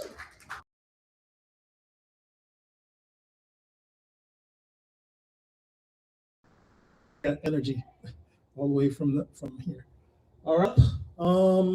Thank you guys so much for being here for so long. Now we have an amazing keynote from Donna Griffit, who has helped startups fundraise $2 billion in the last 10 years, 10, 20 years. So it's going to be an amazing learning experience, and it's going to help us to all sharpen our tools. Give it up for Donna Griffit.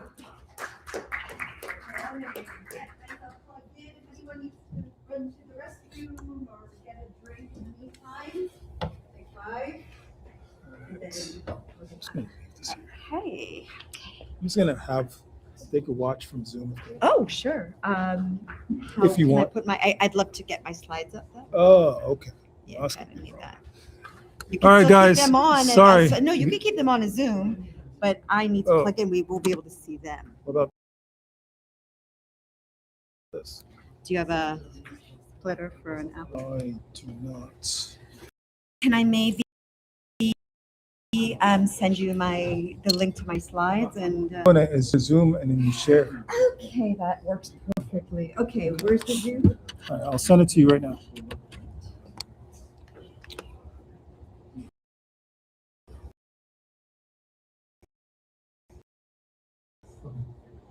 Is it in the invite? Mine? Is there Let me see. 1,000 Venice. That's the Wi-Fi? Lakeside, I know. I don't see a 174. Yes. 1,000. There we go. Yes.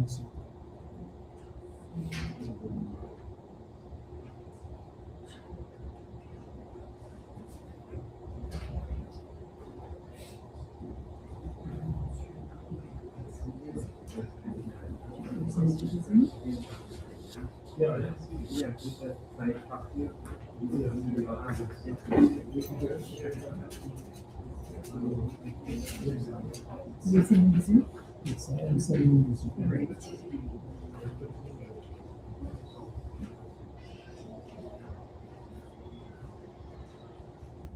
And do we have a clicker or should I just use the We have a clicker. I just need a converter. If you don't have a converter, then it's fine. No, I can just click this slide. Okay. Sounds good.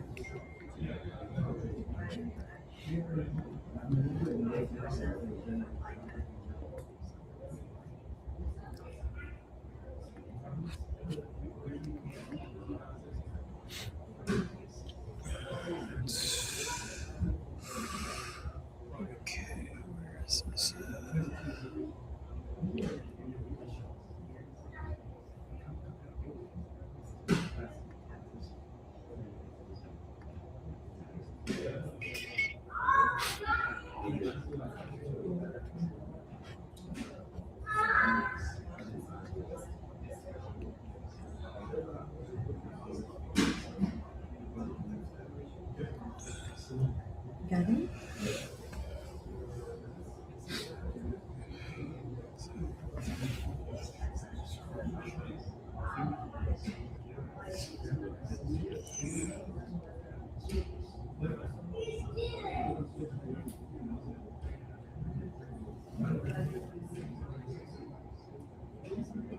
Okay, sure.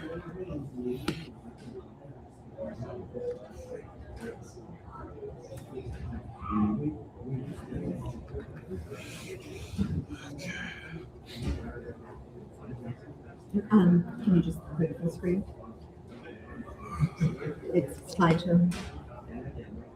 Up at the top right. Find it? See full screen, zoom in. Yeah, full screen. Enter No, full but screen. wait, I'll do it again.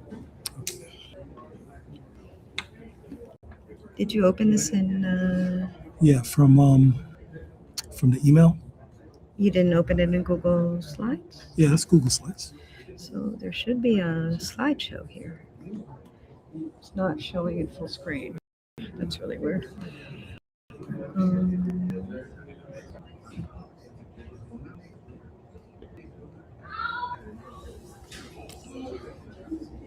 There. No, it's not.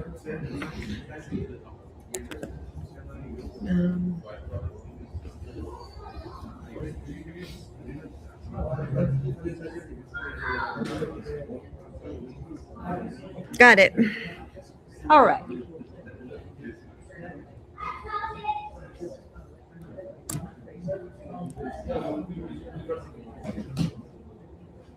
We're going to get started in another minute, talking about the power of storytelling for your investor pitch. So if you could all come a little closer, that would be great. Everyone, please grab some food and grab a seat. Or grab a seat and grab some food. Or let your boss.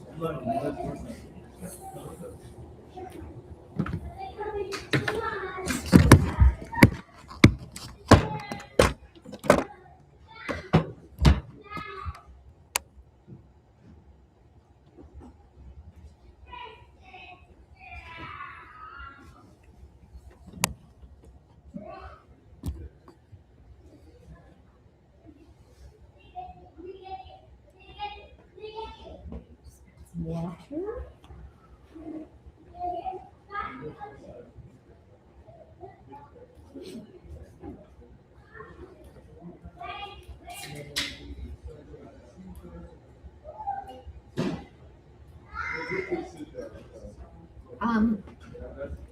Y'all want to kind of come up here that way because it's a big room and not a big group, so we can.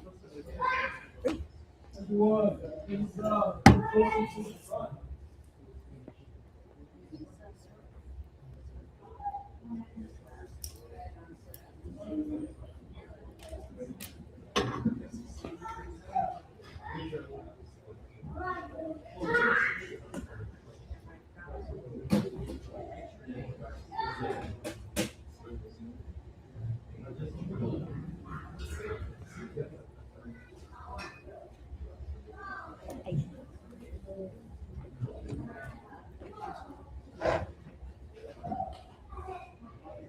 Hi.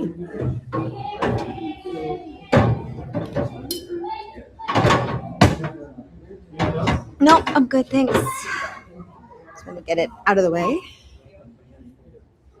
Is there a recorder? Is there a recorder? No. Wait, what?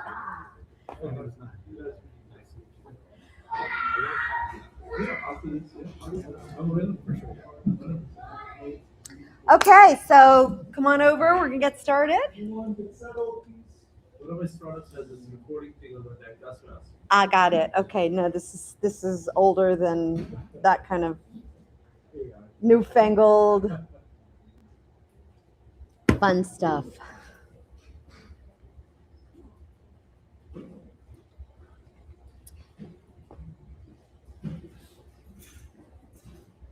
Would you mind snapping a few pictures? Of course. Great. Okay. So good afternoon, everyone. Welcome. My name is Donna Griffit, and I am a corporate storyteller, which basically means that for the past 20 years, I have circled the globe helping people not be boring, taking facts and figures and technobabble and transforming it into powerful stories and messages that truly captivate audiences and drive action. I've worked with over 1,000 VC startups, accelerators, and Silicon Valley giants like Facebook and Google. And in total, I've helped my clients raise upwards of $2 billion in total. No, I don't have equity in those startups. Kind of wish I do sometimes, but I don't, people are like, oh, well, you take equity. I'm like, I don't think that's the right thing to put on a cap table, but we'll see. Maybe we'll change that. More recently, my nickname has become Donna GPT, because I have this innate ability to listen to your pitch and then go, here's how I tell your story. And if you all are open to it and we have some time afterwards, I would love to hear the pitches that you were pitching the investors, like your 1 minute, 2 minute. How long did you have? 1.5 minutes, 2 minutes? 2 minutes, perfect. So you can give me your 2 minute pitch, and I will pitch back to you how I would tell your story differently. And you can record that, and that way, you've had the chance to pitch to them, get their responses, pitch to me, get my responses, and then see how that could be improved for the next time. All right? So whenever I start working with a new client, kind of tell them that an investor meeting for the first time is kind of like a first date. Anybody here still dating? It's okay. No reason to be shy. A little bit of dating advice along with the pitching advice. If on your first date, you start off by talking about your entire dating history, where you'd like to be married, how many kids you want to have, there's a good chance you're not going to have a second date with this person. Just saying. This might explain some things up until now. Same thing with an investor. If on your first meeting you start throwing Excels and architectures and technobabble at them, there's a good chance you're not going to get to a second meeting because they have zero patience and bandwidth to listen to these things. And a lot of people think, oh, well, they're smart, they'll figure it out. No, they will not. They will move on because they get hundreds of pitches a day. We have a very acute, tiny amount of time to grab them, and we want to use that. So when you have 2 minutes, it's more like a speed date. Has anybody ever done actual speed dating in the dating world? I do not recommend it. About 20 years ago, when I was living in New York, I was single. I thought, oh, I heard about this thing, speed dating. What an efficient way to meet someone. It was, women seated at these tables, men circulating around. We had 5 minutes to talk to this person and see if we ever wanted to see them again in our lives. The answer was a resounding no. God, get me out of here, please, fast. 5 minutes, 2 minutes can feel like a very long time. I want people at the end of your 2 minutes, 5 minutes, or however long you have to be going, I cannot wait to continue this conversation with this person, not wincing in agony like her. So when you have an opportunity for a quick pitch like you did today, there is no way you are going to be able to tell your entire story in 2 minutes. And I came in kind of towards the end of the pitches, and they cut you off at some point, and I know you all had a lot more to say. So you need to get very specific with what you tell in these opportunities and what you tell in the longer scheme of the pitch, the pitches, when you have like a full-blown meeting. What you want to do in these opportunities is intrigue them enough that they want to go with you to the next step, to the deal lounge or to a follow-up. You're never going to be able, and it's not about talking fast. It's not about shoving in as much content as we can in the 2 minutes. It's about making them truly want to ask the questions that lead to the next meeting. Before we even go into structure and content, I want to let you in on a little secret of what investors are looking for or listening for as you speak. They have this filter on, and they are constantly listening for credibility, likability, and momentum. Credibility meaning how well do you know your things? Who was the woman that was speaking that said she used to work for FDA? That was you? What's your name? Shanas. Have we met before? Have you been in another session of mine? No, okay. So that's a big credibility builder. She worked for the FDA. She knows how it works. She knows what is required for medical devices, drugs, things to get through FDA. So when they heard that, suddenly their ears went like that. That's something I would have led with, by the way, with your story. Because when you have that kind of bit of information, you don't want to wait till the very end to deliver it, because that's huge. So your credibility, co-founder's credibility, past experience, unique knowledge, something that's only yours. Momentum, how far along are you in terms of your product, your partners, your pipeline, your interaction with your product, the feedback you're getting? You don't want to hide that and wait. And finally, your likability. It doesn't mean standing there going like, oh my gosh, I'm so sweet and nice, don't you want to invest in me? Not at all. But what it is more of a coachable mindset. I heard something from investors a few years back that actually blew my mind. Who here has an actual notebook? I mean, pen and paper? Anyone? Yeah. Like on you? With you? Yeah. Oh, wow. See this relic? Oh, it's in his backpack. So imagine the relic. I know nobody else has it. A paper and a pen. And there is something. There we go. Say, what's your name? Anoop. Show them. See, remember those? As my girls would say, oldie-timey things. So I will admit I'm not a big, writing notes. I have horrible handwriting and I have zero patience to do it. So I'm a much faster typer. However, investors have shared with me that when you're at the end of a meeting and they're asking you questions and you're actually writing things down or they're giving you feedback, to them that signals someone who's there to listen and there to learn. And they're not just planning on it, will they invest money in you? It's their time, their effort, and their resources. And they want to work with people that are there to learn, expand, and execute on the feedback. Even if you don't take it, it's not being a yes man or a yes woman. It's not taking all their advice, but you could throw away the paper afterwards, but you've actually listened. So we want to convey to them that sense of like that. I'm here to learn. I'm here to take it in, even if you absolutely 100% disagree. How many of you disagree with things that the panelists said to you before? It's okay. I get it. It doesn't, just because they're investors doesn't mean they're always right, and they know that. They'll be the first ones to admit it.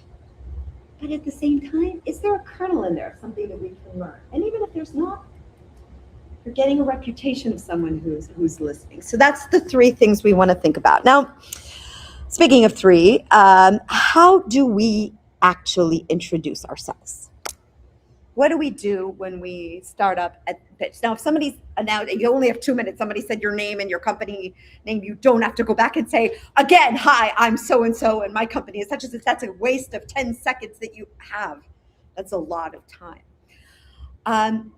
If you have really powerful news or a very powerful nugget, that's where you want to start up front with it. You've just raised a round, you've just closed a major contract, you just landed your first paid pilot or your first paying customer.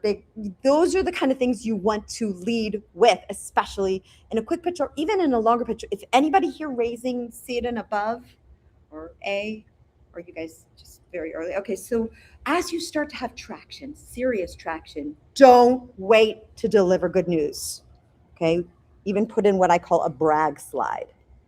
Your year-over-year growth, if it's like over 20%, your pipeline size, maybe there's like $3 million of deals in there and you're in various stages of negotiations. Like those are the things they want to like, oh my gosh, this person has raised funding, this person has closed clients, this is someone I should be listening to better. Now, unless your team looks like that, I'll give me 1 second. Unless your team looks like that, there's really no need to start with the team, especially when you only have 2 to 5 minutes. All right, I'm sure your team is wonderful, but unless they are serial entrepreneurs, big names, someone with super specialized credibility, it's not the best use of your time to start with them. Obviously, if several of you are in the room, you can acknowledge that they're there, but then come back to the team later. Yes, you want to ask the thing. I was intrigued because I would have the credibility to lead with in my pitch, but I was actually advised to lead with the problem. Absolutely, 100%. I'm talking about the preamble. This is something that's before. You know how you go into a Broadway show and the orchestra's playing the first few notes before they even start? This is that. Okay? So it's before you even get into your pitch deck, it's giving them a little nugget of something now. If you have specific credibility, and I'll hear about it later, we can build that into the problem story. I'm going to talk about that. And I'm glad you brought that up. What's your name? Anna? Okay, great. Any other questions, comments, concerns as I stopped? So what do we start with? If we don't have, let's say, great, amazing, fantastic news. Your vision statement. How many of you have a vision statement? 1, 2, 3, 4. How many of you have a vision statement that you're super happy with? 1.5. You're kind of, yeah. So I want you all to emerge from here with like the right tools to create a very powerful vision statement. Simon Sinek says people don't buy what you do. They buy why you do it. Same thing, people don't invest in what you do. They invest in the potential of what you will do in the future. Donna Griffit. Just made that up on the spot, but it's very true. Think about it. In an early stage, pre-revenue, pre-product, pre-traction, what are they investing in?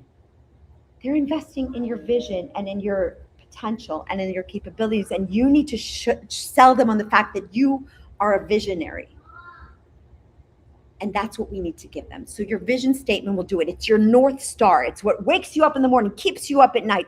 And you can ask yourself a simple question. If in 5 years from now, we're being acquired, we're IPOing, something along those lines, what will they be writing about us?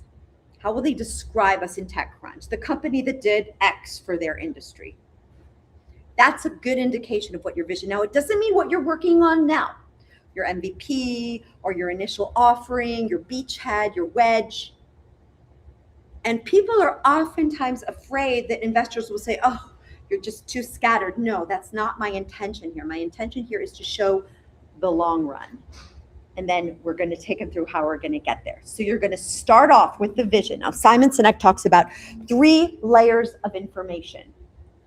Your why, your how, and your what. I say yes, go by that. I would flip the how and the what. Okay, so it would be the why are you doing this? You start off with that vision statement, very pithy, very kind of ethereal. Then the problem and what are you doing to solve it, how you're doing it. Then you're going to go through some of the business, and then we're going to create a vision sandwich. We're going to end with the why as well. And we could guide you through this to see how we get there. So we kind of hint at our vision at the beginning, and then once we've taken them on this journey of our story, we come back to that vision, and it all clicks together in a moment of beautiful clarity, we hope. Question? Sure. What's an average number of words? I don't count words. Very good. I don't count words, no. Statement? If you have a constraint of 5 minutes or 2 minutes, you need to be able to time yourself, and I definitely would script it out. And then you can count the words, and ChatGPT can do that for you beautifully. Talking at a normal pacing. In the 2 minutes script, Mm-hmm. it's the average amount of words spoken. Again, you can ask ChatGPT to count for you. What that would be, you don't need me to do that. You need me for what you should say in those 2 minutes. Correct, that's what Okay. So that's what my question to you is. What's an average? I have not counted. So everybody has their pace of talking. It's like, go on ChatGPT now, say, how many words would there be in a 2-minute pitch? Let us know what it says. And that's an easy question to answer. I want you to make the most of this time. And I want you to be able to have a 5-minute version, 2-minute version, 10-minute version, 30-minute version. You can wordsmith it down to the timing later. How long should the vision statement? 1 line. I thought you meant the whole 2-minute pitch. Oh, okay. My apologies. That's my question. That's all. I'm not going to say how many words. It's about roughly 1 to 2 lines. Like our vision is, and you know what, when I tell you the stories of the startups, let's talk about what their vision statement could be. Yes. Should it be like you're presenting, you should say like, my vision is this, or like should it come as part of the story, as you're saying? So you can start off and actually say, our vision is to, and then go into the story. Yes, absolutely. Like have that first line there. So they already said hi. The next company up is your name and data, and you come up and say hi. Our vision is to make a world that is safer, better, or we are transforming people's time into the most precious commodity they have and giving them more of it. Now, then you go into like you would then transition into the story, into the problem. But really put it out there as a line of itself, not necessarily leading in. It might lead in, but it might not. But you want to make this bold, boom statement at the beginning. What makes them go, really? How is that possible? Or, oh, wow, I like the sound of that. But it elicits a response. All right, so we'll have that why statement. Now let's go into that. We're finished with the preamble and the orchestra, and now we're going into the actual deck itself. My book, Sticking to My Story, came out 3 years ago. And it's kind of a do-it-yourself or a pitch deck. And as I was writing it, I needed to find a way to help people capture what I do with them in a session to do it themselves. And I needed to develop a methodology. And during my research on storytelling and the history of storytelling, I found that one of the oldest types of storytelling is theater writing, scripts. Ancient Greece, Shakespeare, Chekhov, Moliere, which is phenomenal because I come from the acting world and I'm very much connected to and in love with theater. So it made me very happy to see. Now, if you look back on these very old plays, you'll see that they are all written in acts. Today there's maybe 2 acts, but back then it was act 1, 2, 3, 4, usually about 4 acts, maybe 5. And they were written very intentionally. And the same thing is done with movies in Hollywood. We have about 8 archetypal scripts that get written again and again and again and again. And you still pay $20 for a ticket and popcorn, even though you kind of know what's going to happen in the movie. It's not a total shocker. There are twists, there are colors, there are unexpected moments, but the arc of the story, there's not a lot of surprises if you think about it. So the same goes with your investor pitch. I want to introduce to you the 4 acts of your pitch. The need, the solution, the data, your vision, and key investment merits are kind of the why us, why now. Now, some of you might be murmuring in your head, and I often hear this, problem, solution, really? I mean, come on. That's the best Silicon Valley has to offer of a leading pitch coach, problem solution. We learned that back in high school or business school, right? You would be 100% right in saying that. In fact, not only is it old, it's ancient. It's about 36,000 years old. And that is the same time that the first recorded story happened. And it was before we even had language. It was a cave painting found in the caves of Chapellin in France. And it was a drawing of a herd of buffalo. And the story this tribe was telling was, a herd of buffalo came to attack us. We had a lovely dinner. We're still here. That time-old problem solution. And this is exactly what we're doing to the state. Now, our brains since then have received many software upgrades, but no hardware upgrades. The last hardware upgrade we got was our prefrontal cortex. And it's the same part of our brain that's responsible for expressing ourselves visually, for recognition. So we still are in that same cave brain. We've just kind of upgraded our software and our operating system a bit over the years.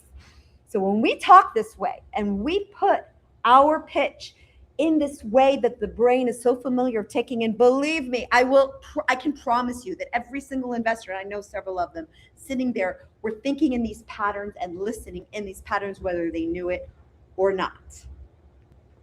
So let's dive in. And by the way, this is sort of the layout for an entire full-blown investor deck, but it can be used the same way for a 2-minute, 5-minute pitch. We just will have to do some shrinking, and we'll talk about that towards the end. Any questions so far? before I dive into this? All right. So starting off with the first act, your problem, your need. Now there are two, what? There are two ways to delve into this. You can either make them feel the pain, the cringe, so that'd be the stick, or hallelujah, oh my gosh, it's so exciting, I can't believe you're doing this, I didn't realize to this moment how much I wanted what you're doing. And that would be the carrot. Which one is better? Trick question. They're both great. Both can make a lot of money. It just depends on your audience. If you're doing something cyber or medical, most likely you're in a stick place. If you're doing something more entertainment, AI, video, something related like that, it's probably more of a carrot. So we need to be able to see what type of story are we telling, because the most important thing is to take this pain or this opportunity and transform it into a powerful story. It can be your origin story. What made you start this crazy journey? What was the moment in time that you realized there is a big problem or a big opportunity in the world and I need to do something about it? It also might be the story of a customer of yours or a patient of yours. Someone who was in pain, literal or figurative, and they needed a solution and couldn't find it. It could be a client of yours. It could be a company in the world. It could be a company that everybody knows about. But whatever it is, it's the story. And that's exactly what someone told Anna to do. And they were 100% right. They just didn't talk about the preamble leading into the story. You know, I want sometimes we need to set the mood before we dive right into the pain, right? So you want to do that story, and it could be a longer, shorter, depending on how much time you have. So I want to tell you two stories. One is a carrot and one is a stick, to give you examples of real startups that I have worked with and how they use powerful stories that have stuck with me for many, many years. First story I call the souvlaki story. Story of a company called Eat With. Anybody ever heard of them? They're still in existence today. They were established in 2010 and acquired in 2017. And basically, if you go to any big city, New York, London, Paris, San Francisco, and you want to eat at a local house or experience the food scene with a real local, you can go on to Eat With, sign up, and either eat at their home, take a cooking class with them, or go on a culinary tour. Now, I met Eat With back in 2010. They were at an accelerator, and they were getting ready for demo day. And they had a 5-minute pitch to give. And they gave me their pitch as I was coaching it. And I loved the idea. I'm a foodie and I love to travel. I said, wonderful idea. Now, where did you come up with this? Which is usually the first question I will ask a company, because there's always a good story in there or a good story we can find in there. And one of the founders said it was on our honeymoon.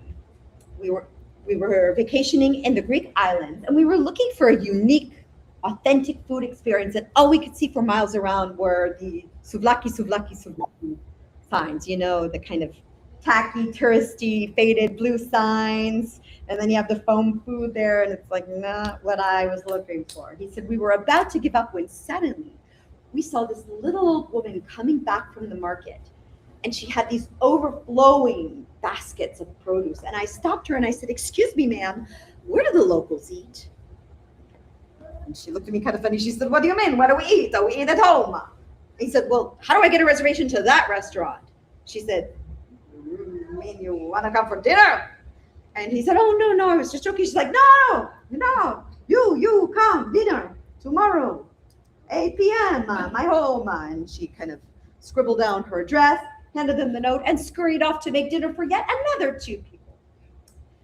So at that point, he said they were a little bit embarrassed, but far too intrigued to not show up, which they did. And they found a beautiful table laden with salads and meats and bread and ouzo and fascinating conversation with like another 10 people there. He said it was the highlight of our trip. And to me, this is how people should be traveling. And the seeds for Eat With were planted then and there. Now, fast forward 13 years. My book was coming out. Their story is in my book, and I was contacted by a business journalist. And she said, read the book, would love to interview you, but I have a question first. I did some digging, and Eatwith told a slightly different story when they first started out. Really? But what story? She said, well, they said they were invited to dinner by a friend of a friend of a friend, not a little old woman. And I was racking my brain. Did I get it wrong?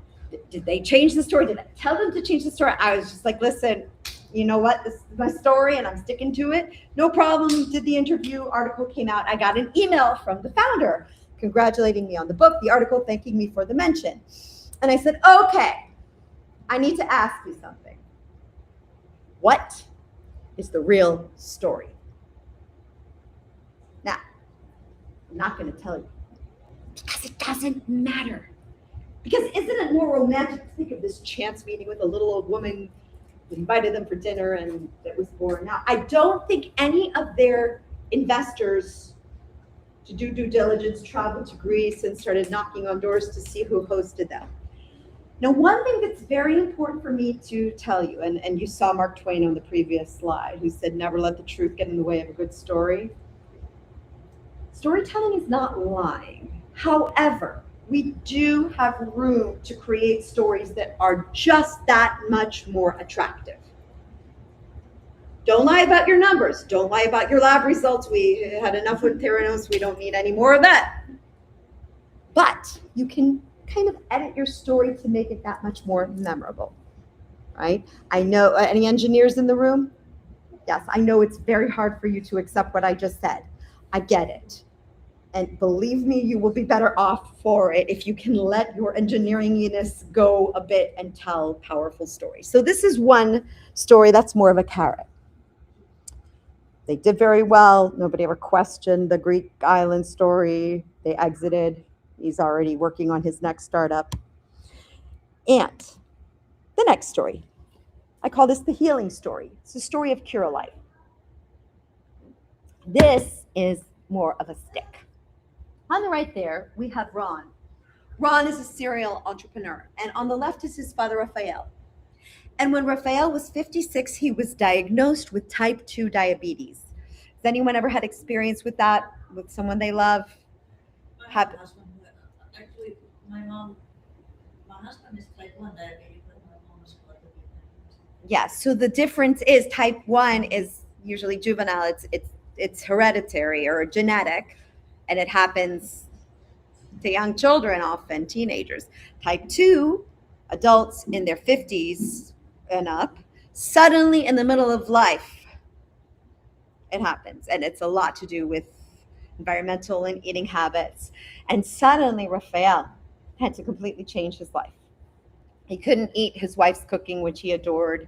He had to constantly exercise, constantly monitor his blood sugar levels. And no matter what he was doing, his blood sugar levels were rising rather than lowering, and they were getting to very dangerous levels.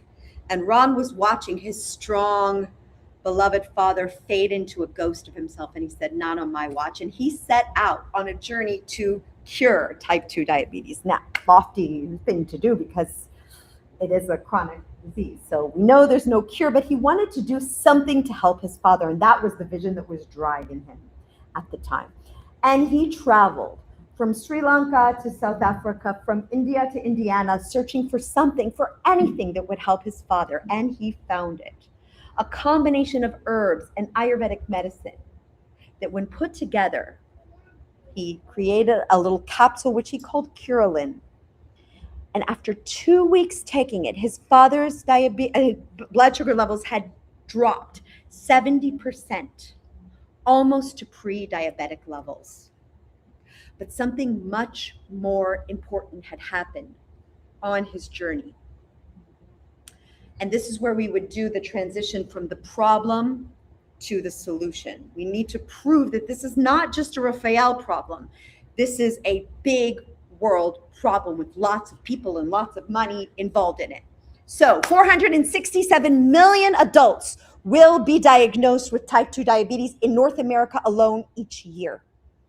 It's a gateway illness to cancer, to cardiac diseases, to obesity and limb loss.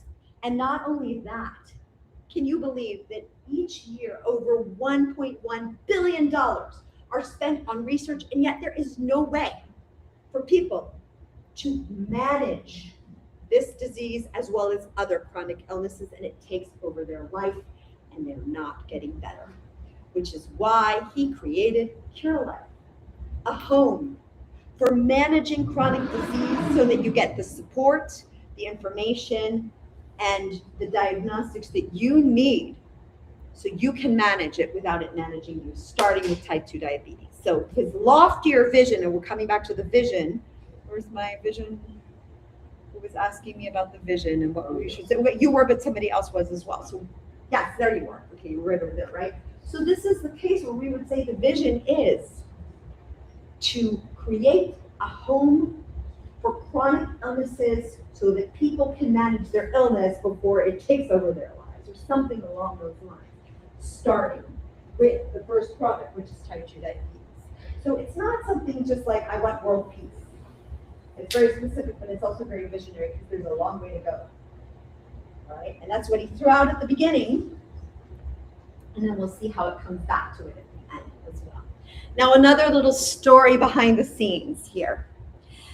I worked with them on 2 rounds. They raised a lot of money. We're doing very well. And then Ron asked me to work on their sales deck. So he introduced me to their VP sales and their US director of sales. They sent me the sales deck. It looked very pretty, lots of herbs on it. Something was missing. And I said, guys, where's the story? And they said, what story? I said, what do you mean, what story? The story of Ron and Raphael. Where's they're like, oh, we're meeting with Whole Foods and Walgreens. They give us maybe 15 minutes. We don't have time for a story. And I said to them, what I will say to you now, there is always time for a story. I don't care if you have 30 seconds, 30 minutes, or anything in between. You always have time for a story, because if you're not telling a story and you're talking just about yourself, you're talking to their mind, but you're missing out on their heart and their gut, which is where true decisions are made. And I want you to have a 3-point pitch, heart, mind, gut. So you're talking to all 3 throughout. Now, obviously, we have to shave the story down a bit, but it doesn't mean that we're not going to have it. All right? Now, then they told me something that blew my mind. Both the VP sales and the US director of sales had fathers who were diagnosed in their 50s with type 2 diabetes, which is one of the main reasons they joined the company. I said, do you guys realize what a storytelling goldmine you are sitting on here? Because this is the story of a company who half their C-suite joined the company because they had personal stake in it. Someone they loved was suffering from it, and they wanted to see them and everyone else get better. And that's what's going to get you prime shelf space. They're not going to remember how many capsules there are in a bottle and your manufacturing process and how many herbs, what's in there. They are going to remember the story of a young man who set out to save his father, and all of you doing the same. There is always time for a story. Questions, comments, concerns? Now, I know I spent quite a bit of time on the story, but to me, on the first act, but to me, it's the most important, and it's the one you have the most control of.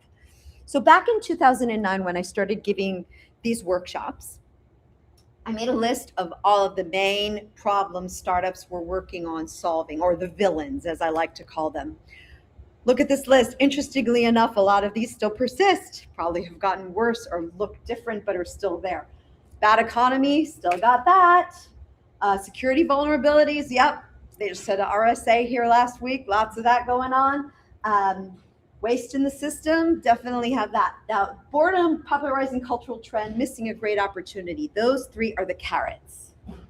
Those 3 are the things nobody wants to miss out on.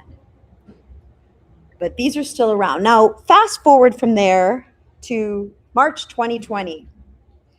Can't believe it's been 6 years. As the world was shutting down, I had clients that were either shutting down their startup with the world or pivoting on a dime, because suddenly many of them were not relevant because we didn't have real world situations any longer. So they had to make themselves relevant. So we had to look at the new villains that were emerging very fast. Remote work and remote education. Anybody have small children during COVID? Oh boy, that was fun, wasn't it? I had a preschooler and a first grader.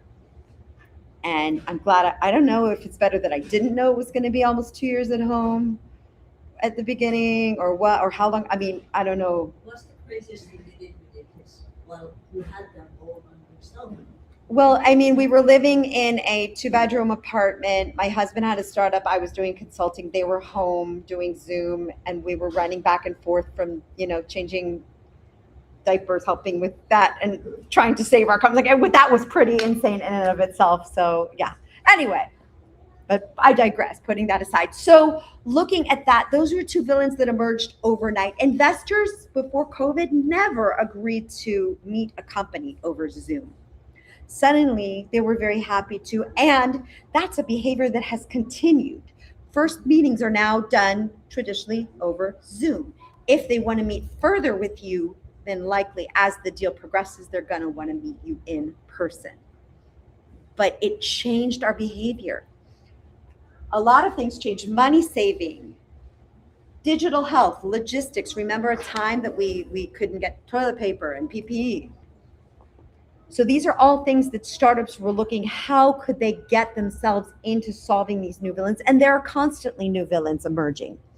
And right now, here we are at the very beginning of the era of AI. I know it doesn't feel like it, but we are still in the very early days.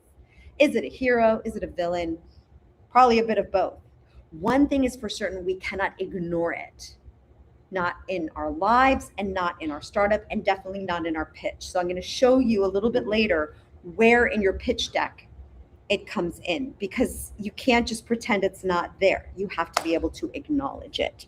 When an investor is going to ask you, most likely, how will you not be closed by an OpenAI or a Gemini releasing a feature set like that?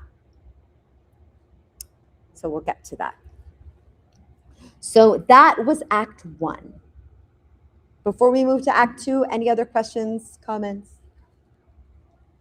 All right. So now that you've presented them with the villain, you show up as the hero. Yes, I know many storytellers will say, make your audience the hero. You're the hero. They're Gotham, you're Batman. Shh, you don't want them to know that, though. But you're there to save them, make their lives better, more affordable, more healthy, more fun, whatever it is that you might be doing. And you need to give them the most simple sentence or two that you've probably ever written. I didn't say easy, I said simple. Your simple solution statement. And my formula for it is we do X for Y by Z or Z. You want anybody to be able to repeat what it is that you do, to explain it to their partners later without fumbling to try to find the words. And then as fast as possible, you want to get to an impressive demo. Steve Jobs could have stood there for an hour talking about the iPad, but the minute he showed it, boom, people got it. Remember I said at last hardware upgrade 36,000 years ago, that prefrontal cortex? We are very visual creatures. The biggest part of our brain is responsible for visuals. If you don't show them what something looks like, they're going to sit there wondering what you mean. Now, if you don't have hardware or a physical product, that's fine, because our brains are the best movie makers in the world. So if you have something very software-y, you can create a user story where you can kind of demo what you do very simply. You don't need a fancy video. You could take some screenshots, you could do a mock-up, you can record a video from your system and walk them through the user journey. If you only have 2 minutes, not going to have a lot of time to do this. We could still spend about 30 seconds showing them something impressive about the product. 30 seconds to even a whole minute. It's that important.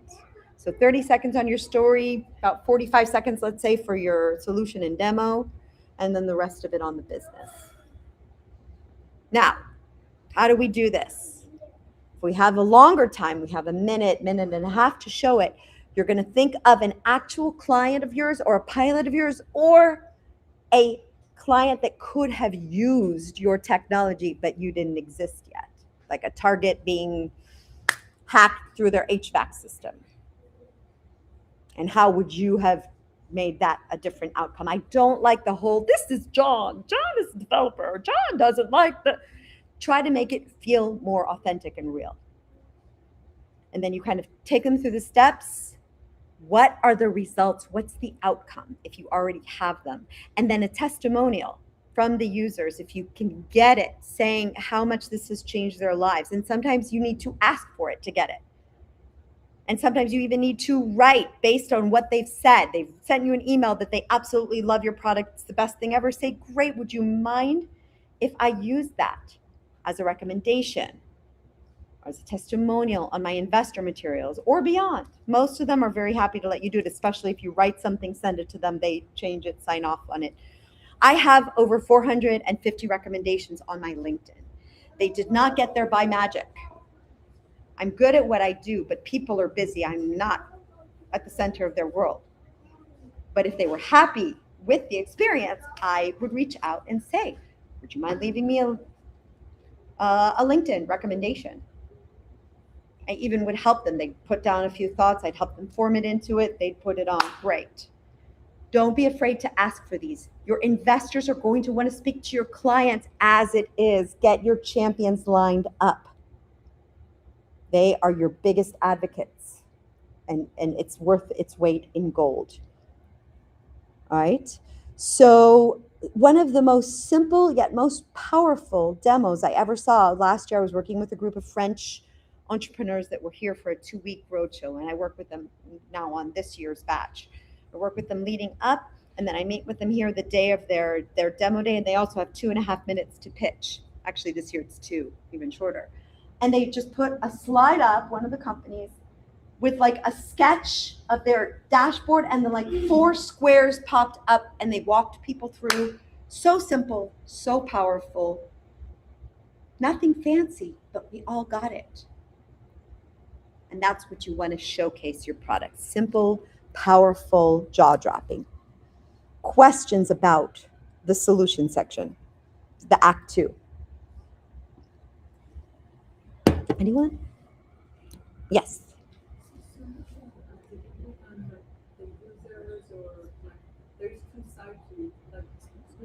Who's paying you?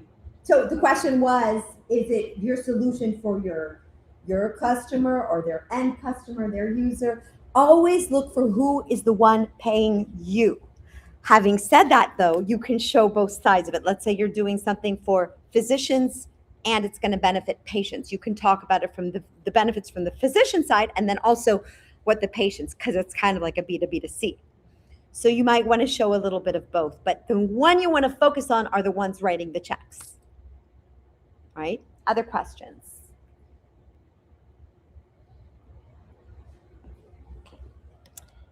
Oh, did you want to ask something? Yeah, see, killer features. Mm-hmm. So obviously in 2 minutes we have very limited time. Mm-hmm. What is your The big wow moment of how something would work for them, how they would use this, walking them through the story. So usually I try to find like 3 or 4 verbs for your process. So analyze, monitor, analyze, detect, recommend, monitor. Let's say. So those are the 4 main steps of what they do. So it analyzes the system, it detects anomalies, and then it gives the recommendations to make fixes on the spot. And then after the fixes are made, it monitors to make sure there's no additional anomalies, and it alerts you if there are. And it's a circle that keeps on going. Your presentation reminds me of Uber presentation investors. When there was a writer and a driver. Good. I'll the BlackBerry. I'll take that as a compliment. I'm happy to be the Uber of pitches. All right, Act 3. Yes, sure. So, but aren't we building the trust for both the customer, for the business, and for the Not while you're talking to an investor. They don't care about your customer. They care about how much money they're going to make. When you talk about... But don't they care how we're going to get the customers? Or That's GTM. That's another question. Okay, so we're going in order here. There's a very intentional order here, where we started off with the preamble with the vision, and then we talked about the problem. Now we're talking about the solution. The next thing is the business, the show me the money, the show me how you're going to make the money, show me how you're going to get people that will pay you. You're absolutely spot on it. You're a step ahead of me. So in a 3-minute, 5-minute, 2-minute pitch, there's not a whole lot of time to start pulling out your entire business plan. But there are a few things that I want you to highlight. One of them being your traction. If you didn't start off with that brag slide, you definitely want to go back and talk about where you're at in the process in terms of product, pipeline, IP, positioning, things that are important, things that you have done, momentum. Yes. Like I said, in 2 minutes, you don't have a lot of time. You might be able to pull out 1 or 2 important things about the business, but I'm giving you the whole, the whole investor deck experience, and then I'll talk about what you extract for an elevator pitch, okay? But even here, I'm saying out of the whole business, what's in the business section? It's market analysis, go-to-market moat,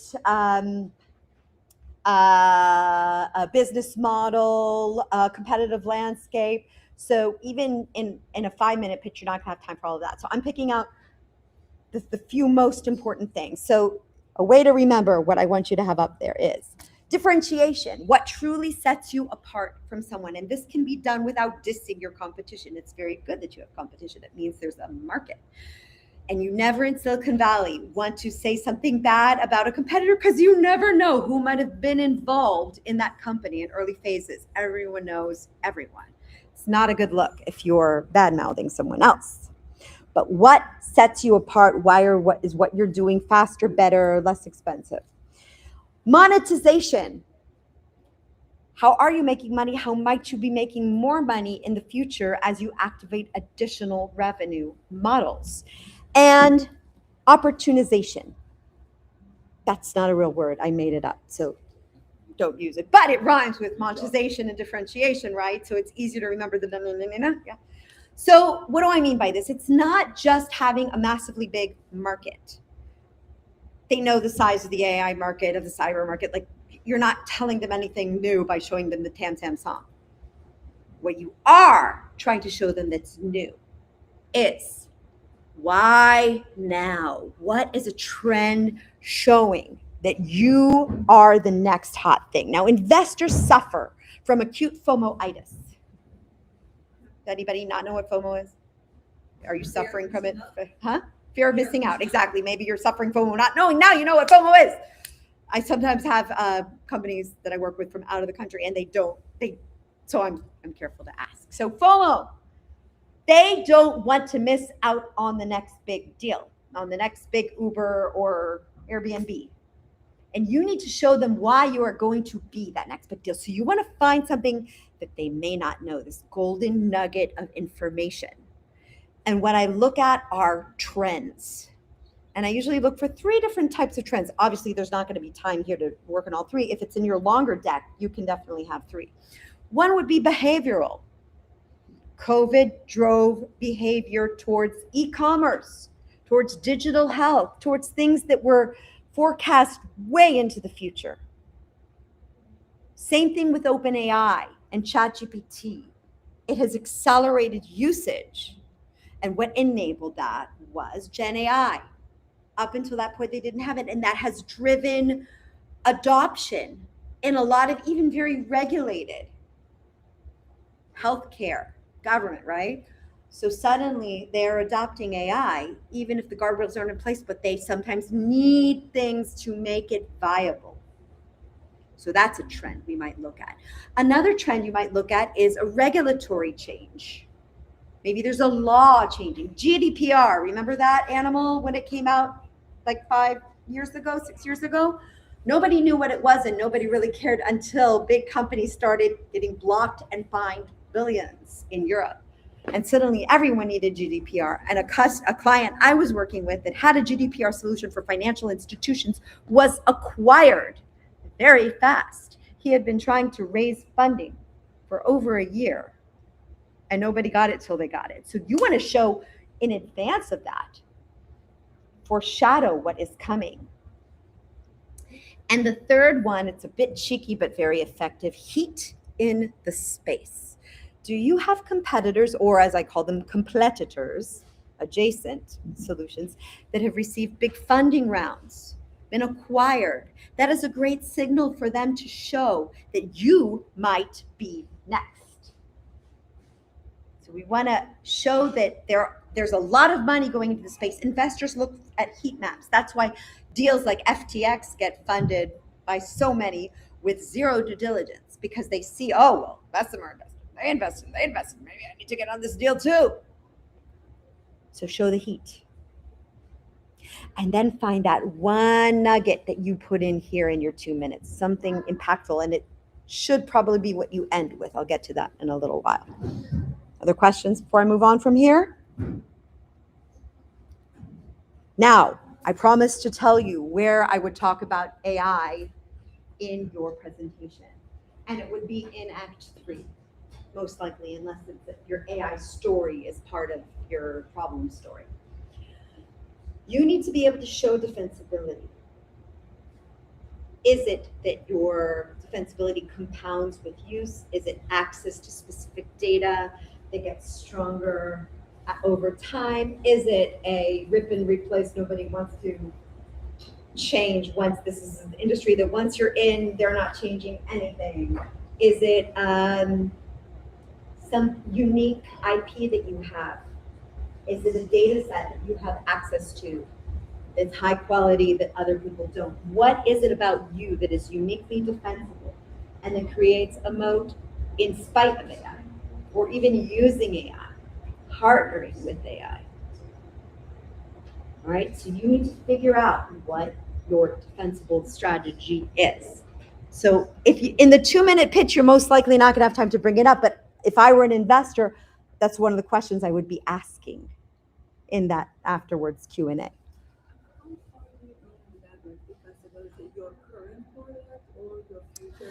Good question. So I would think about the here and now, but also have a strategy for the long term and be ready for that question. And that's when we talk about questions, most people prepare for their pitch, but they don't prepare for the Q&A. Hand on your heart, those of you that pitched today, how many of you practiced Q&A? Good. Excellent. I'm glad to see that, because a lot of times I will see founders having a really polished pitch and then they hit the Q&A and they kind of fumble and mumble. So you need to be ready with those questions, and you want to think, what are all the questions you've been asked? What are all the questions you think you might be asked? What are all the questions you dread being asked? And create like a spreadsheet with the answers and review those as well. And if they ask a question that you don't know, don't try to make something up on the fly. You could say, I can give you my best estimate, which is this. However, I don't have all the data in front of me. Can I get back to you with it? Sure. And that gives you opportunity to continue the conversation on. Team, this is where it would come in the Act 3, if it's not like one of those killer teams that we talked about at the beginning with rock stars on it. Now, ladies, I sincerely apologize for this slide. I got in big trouble for this slide at Startup Grind a couple of years back. Somebody, huh? I know, right? No, but women got mad at me for putting that up because they thought I was saying that only a team like that can get funded. Au contraire, calling the attention that it feels a little bit like we're in the bro show sometimes in Silicon Valley, but I love seeing in this room that there's about 50% women in here, so that I know that things are changing with that. But this is from the series Silicon Valley. Anybody watch it back 2015? If you haven't watched it and you are here, I would highly suggest watching it. It is extremely amusing and also extremely painful at the same time. It is a bro show, but it is a very funny bro show, yeah. So, all right, so what should be on your team slide? Obviously your names and your titles, but you don't want to have the entire resume of each person, and you also don't want to have nothing.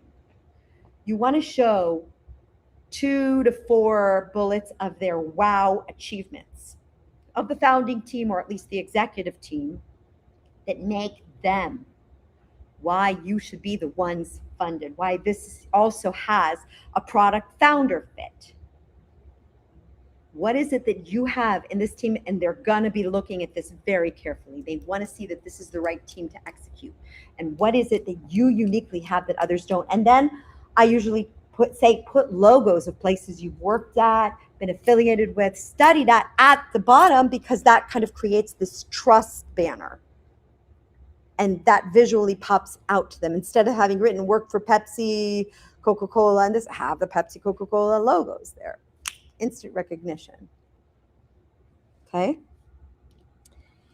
And the ask. Yes, you need an ask slide. And even if you're giving a 2-minute pitch, obviously you're trying to get funded. You want to say, we're raising 2 million. And somebody asked you, what's the use of funds? But it's not just the use of funds. You don't need to talk about paper clips. They want to know how far this will take you. What is your round objective? What will you achieve? That's what he was really asking. He wasn't asking, what are you going to spend it on? This will bring us to 18 months of runway, X amount of sales, X amount of customers, KPIs that show where you will be at the end of this. And you want to under promise, over deliver always. But when they're writing a check now, they are on the hook for next round, and they're thinking, will I be able to join the next round or bring other investors? You need to have that trust from them. So show them what this will achieve. And then we finally have back to, remember I said we're making a vision sandwich? Back to that. Now in your 5-minute, 2-minute pitch, that comes after the ask. If it's in a longer investor pitch, I would put it right before the ask, because you want to wow them right before you ask for money.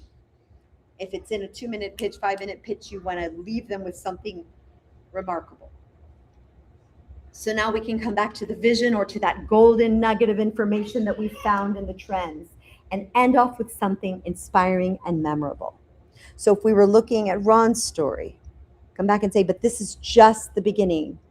Type 2 diabetes is a $1.1 billion market, but we will be able to apply the same technology to many chronic diseases and ongoing issues such as oncology, which is an X billion-dollar market, or cardiac diseases, which is an XX billion-dollar market. And we will be able to help people manage the unmanageable, making this a home for chronic. So we've taken it from what we're working on now, which is the type 2 diabetes, all the way up, and showing them there's much more money to be made, many more lives to be saved. Or saying, just leaving you on this, back in 2020 when GDPR came out, Facebook was fined $20 billion over a period of 1 month. If they had had a tool like ours, they wouldn't have lost a dime. Something undeniably wow.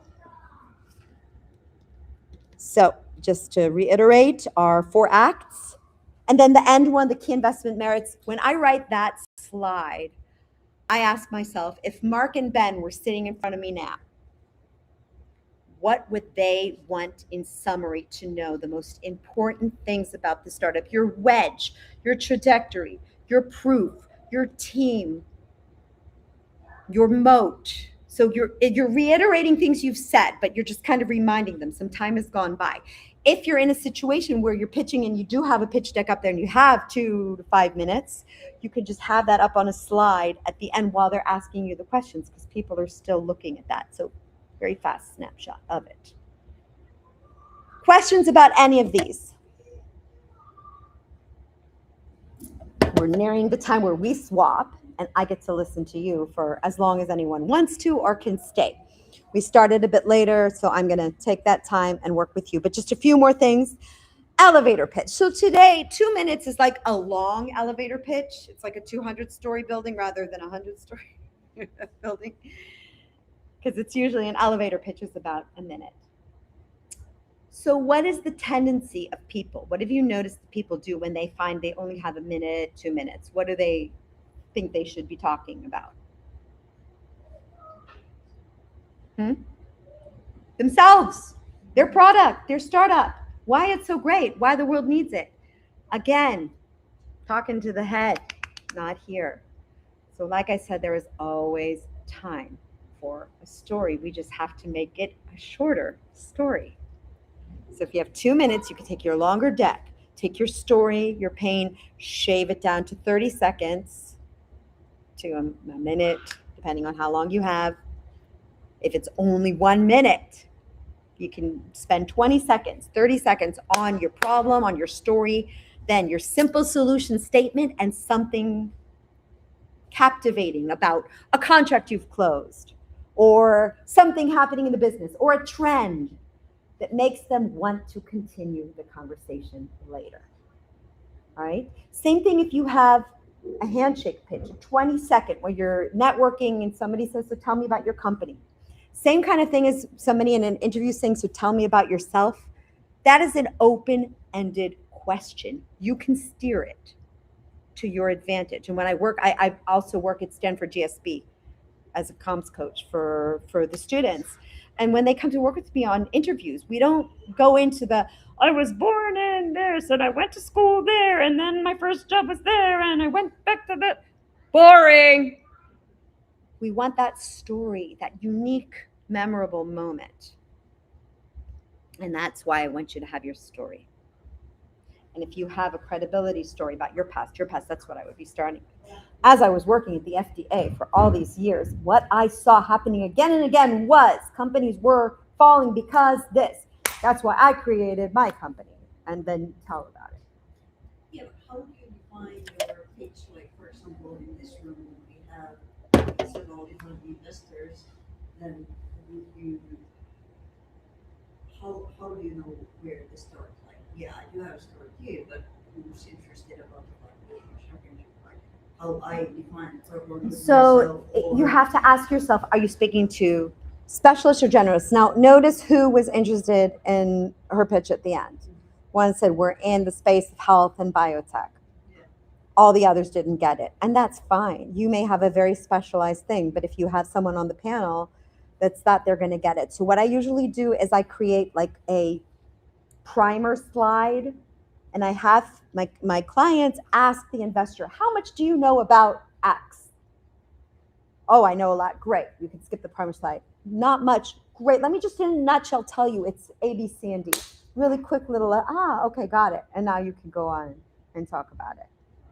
Okay? So you want to shoot for the lowest common denominator, but if you are speaking and you're in a meeting with an investor that's in your space, you don't quite have to go into the amount of detail. He got it. He understood right away. Or I could like turn it in the problem definition that many patients are waiting to see, for example, a neurologist for 6 months. More than 6 months even. Yeah. And people get that because then they go to the stories of their loved ones that have had to wait 6 months. Because physicians are waiting, like they're wasting their time with like little Admin and things that can be taken care of by AI. Yeah. So you take, by the way, that picture up there was too big for my slide. What I didn't do was cut it in half. I shrank it down. Remember that. Couple more things. Your slides, speaking of your slides, are a reflection of your product. There is absolutely no excuse for slides that look like they came out of a medical journal. You've got great tools today. The Nano Banana that's built into Google Slides is great. Gamma's great. Pitch.com, pitch.io, lots of ways to make your slides look great. And it's not about decorating. Everything on the slide, people will give meaning to. So if you're using AI generators, don't just generate random AI pictures. They have to give the meaning of it. Just about finished, and then you tell me how long I have. You okay?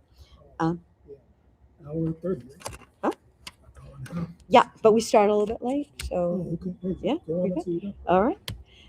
Okay.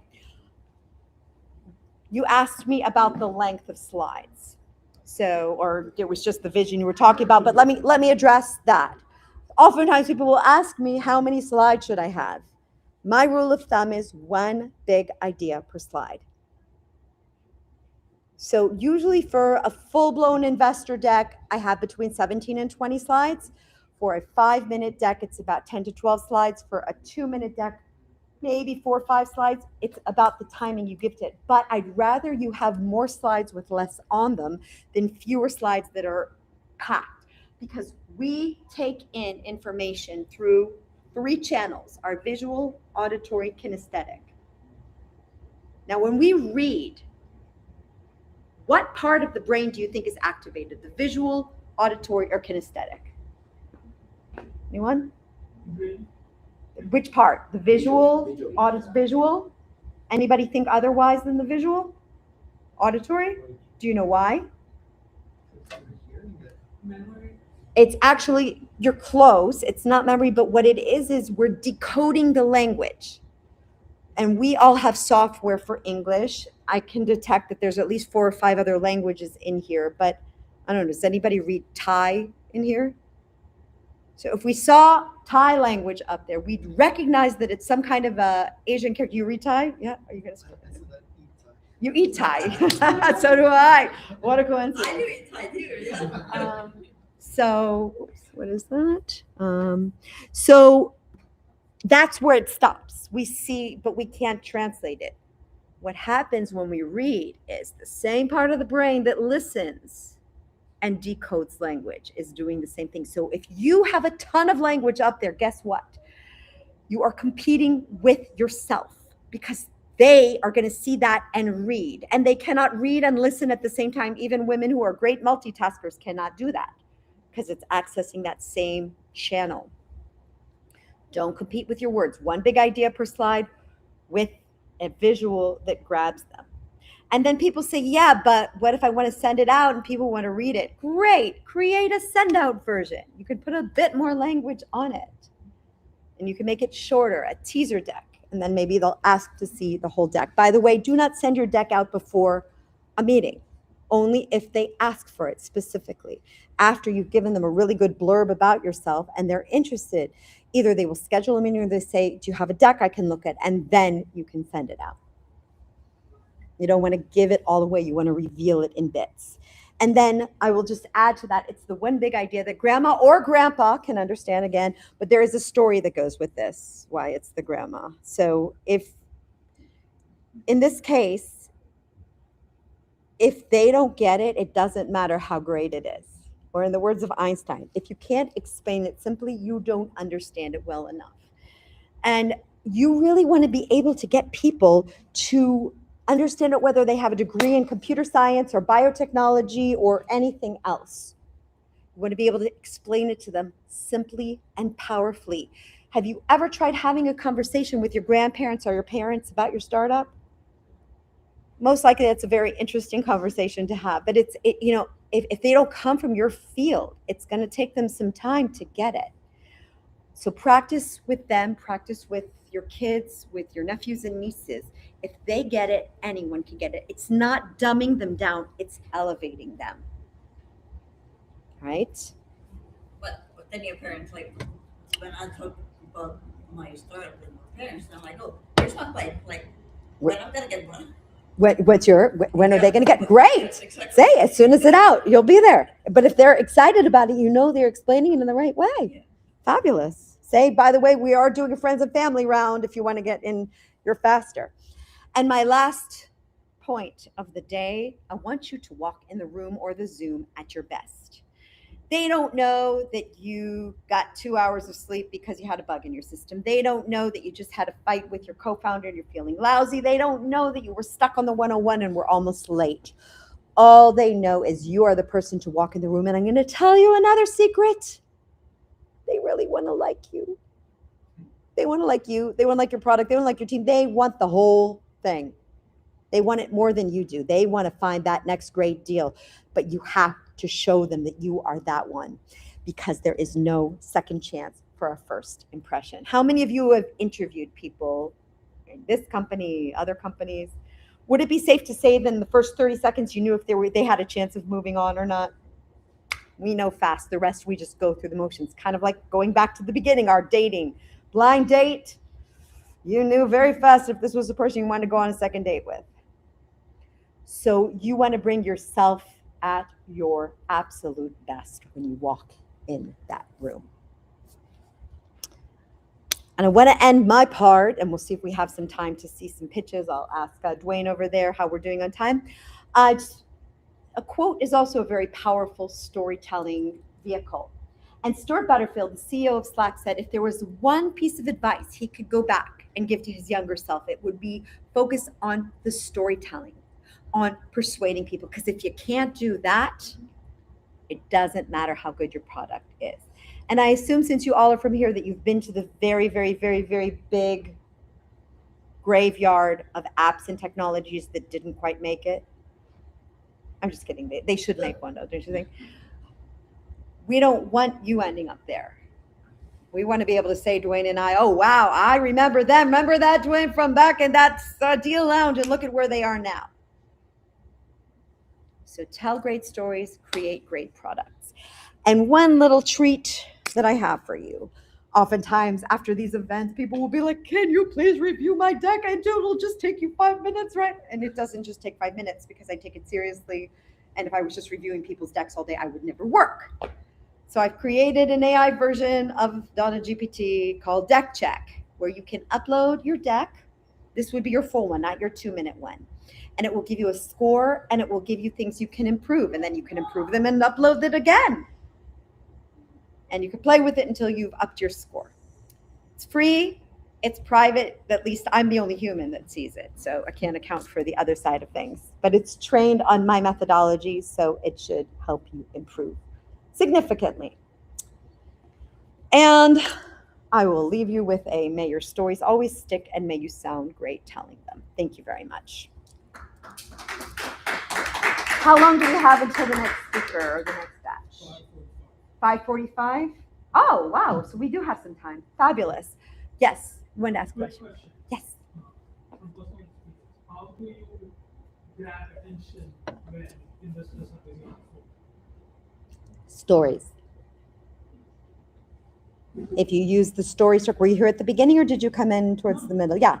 So by starting with that story that makes them go, oh, that reminds me of the time, or oh, wow, I wouldn't want that to happen, or oh, that's fun, or that, they're engaged. If you could keep them off their phone for 2 to 5 minutes, you're gold. It's your responsibility as the speaker, though. You're competing with all kinds of distractions. Yes. Mm-hmm. Deck check. Yeah. Investor deck. The full investor deck. It will not be able to check the sales deck. It also currently only works with English, I believe. I think some people have put it up in other languages. I'd be curious to see how that's changed, but it's designed for the investor deck.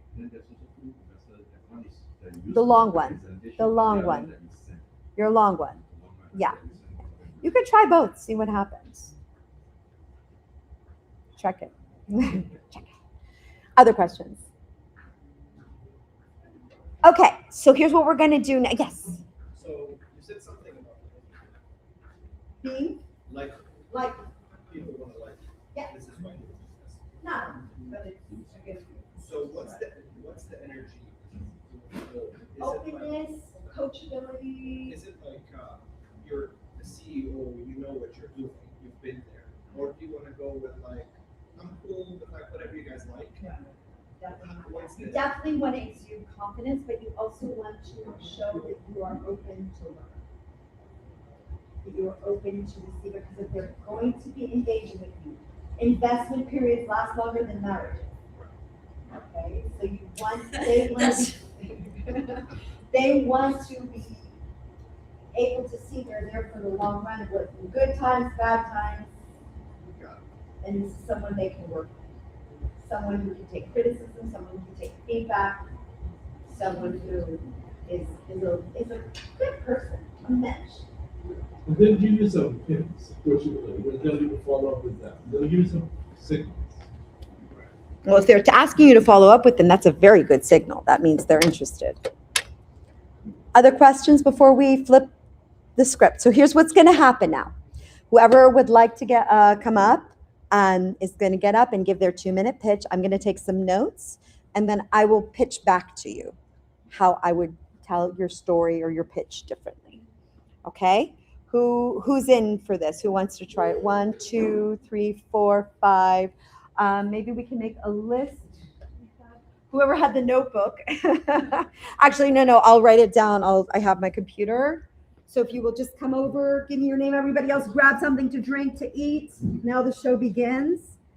And we're going to be very respectful of each other, okay? While someone's out there pitching, I know the investors are not in the room. but you know, I really want it to be, so they have the opportunity, and what happens in here stays in here. We're here to learn. Yes.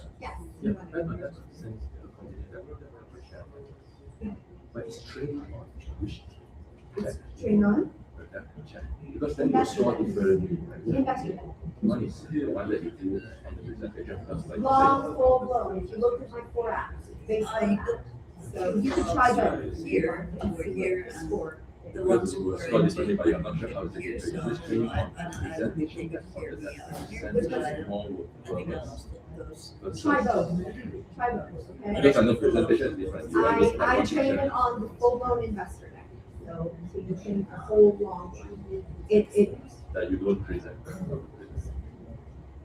I don't know how to answer that right now. So try both. I have to see the decks to know what I'm talking about, but you can try both and see what they will do. Okay. Try both. Okay. Okay, so let's get some people up here.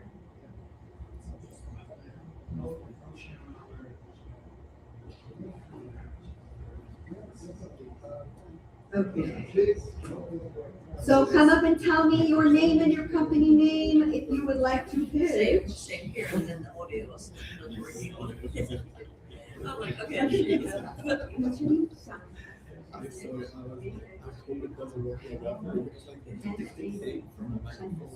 No, what's your company name? Yeah, I was like, okay. What is TRION? Yeah, 83. Okay, who's next? Then it's going to be Me? and then I. Li? I think you tell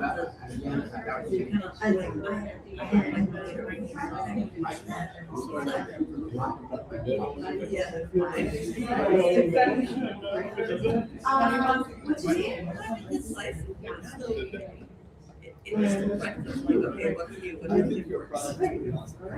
Anyone else want to pitch? I'm happy to meet you. Okay, Anna, and what's your company name? Yellow Cycling INC. Yellow, K-I-E-L-O. It's a Finnish national flower, Mayflower. Lovely. Daniel, Me? what's the company name? Your company name, she says me. Yeah, it's validated. So my name is Maher. MHAER? Yes. So my company is Validator. Validator. Valid data? Validator. Validator. Validator. Validate? Yes. Validate. You're right. The acoustics in here are not good. Anyone else? Okay, we'll see as we go. Everyone, take another few minutes. We'll be back here at 5:20 and we'll start because I want to do as many as possible here.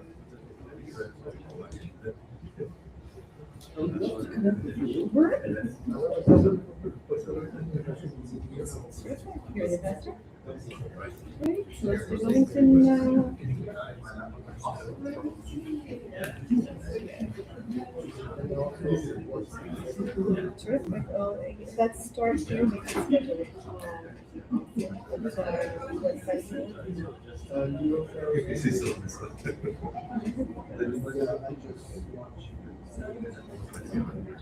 Oh, we're already connected.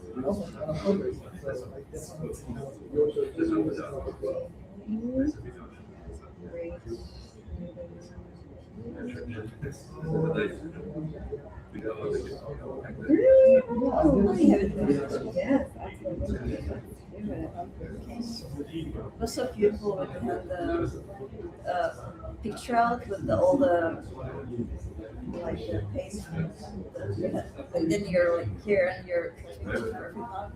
It looks like she decided this. I have a beautiful picture of us. Oh, thank you.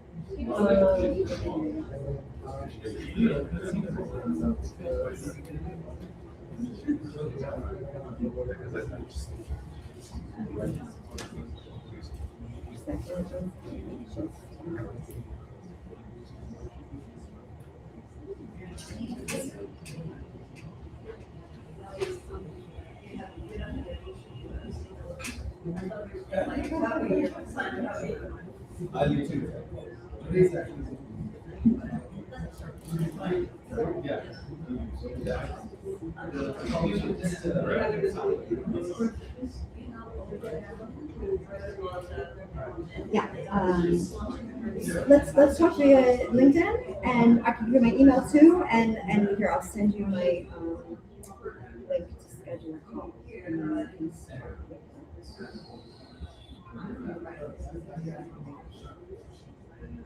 And obviously next week, getting the text together for sales.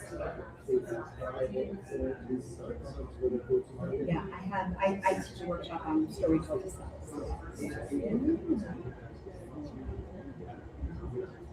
Yeah, you should take it.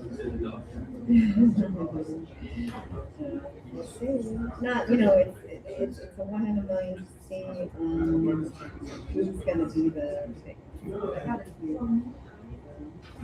Okay.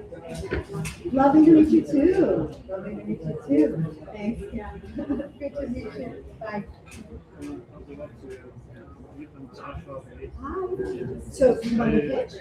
No, not today. Okay. Let's connect. Sure.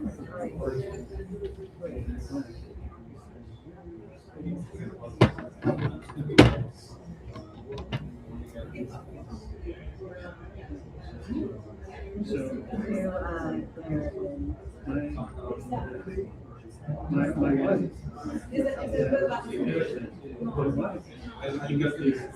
She engages. Yeah.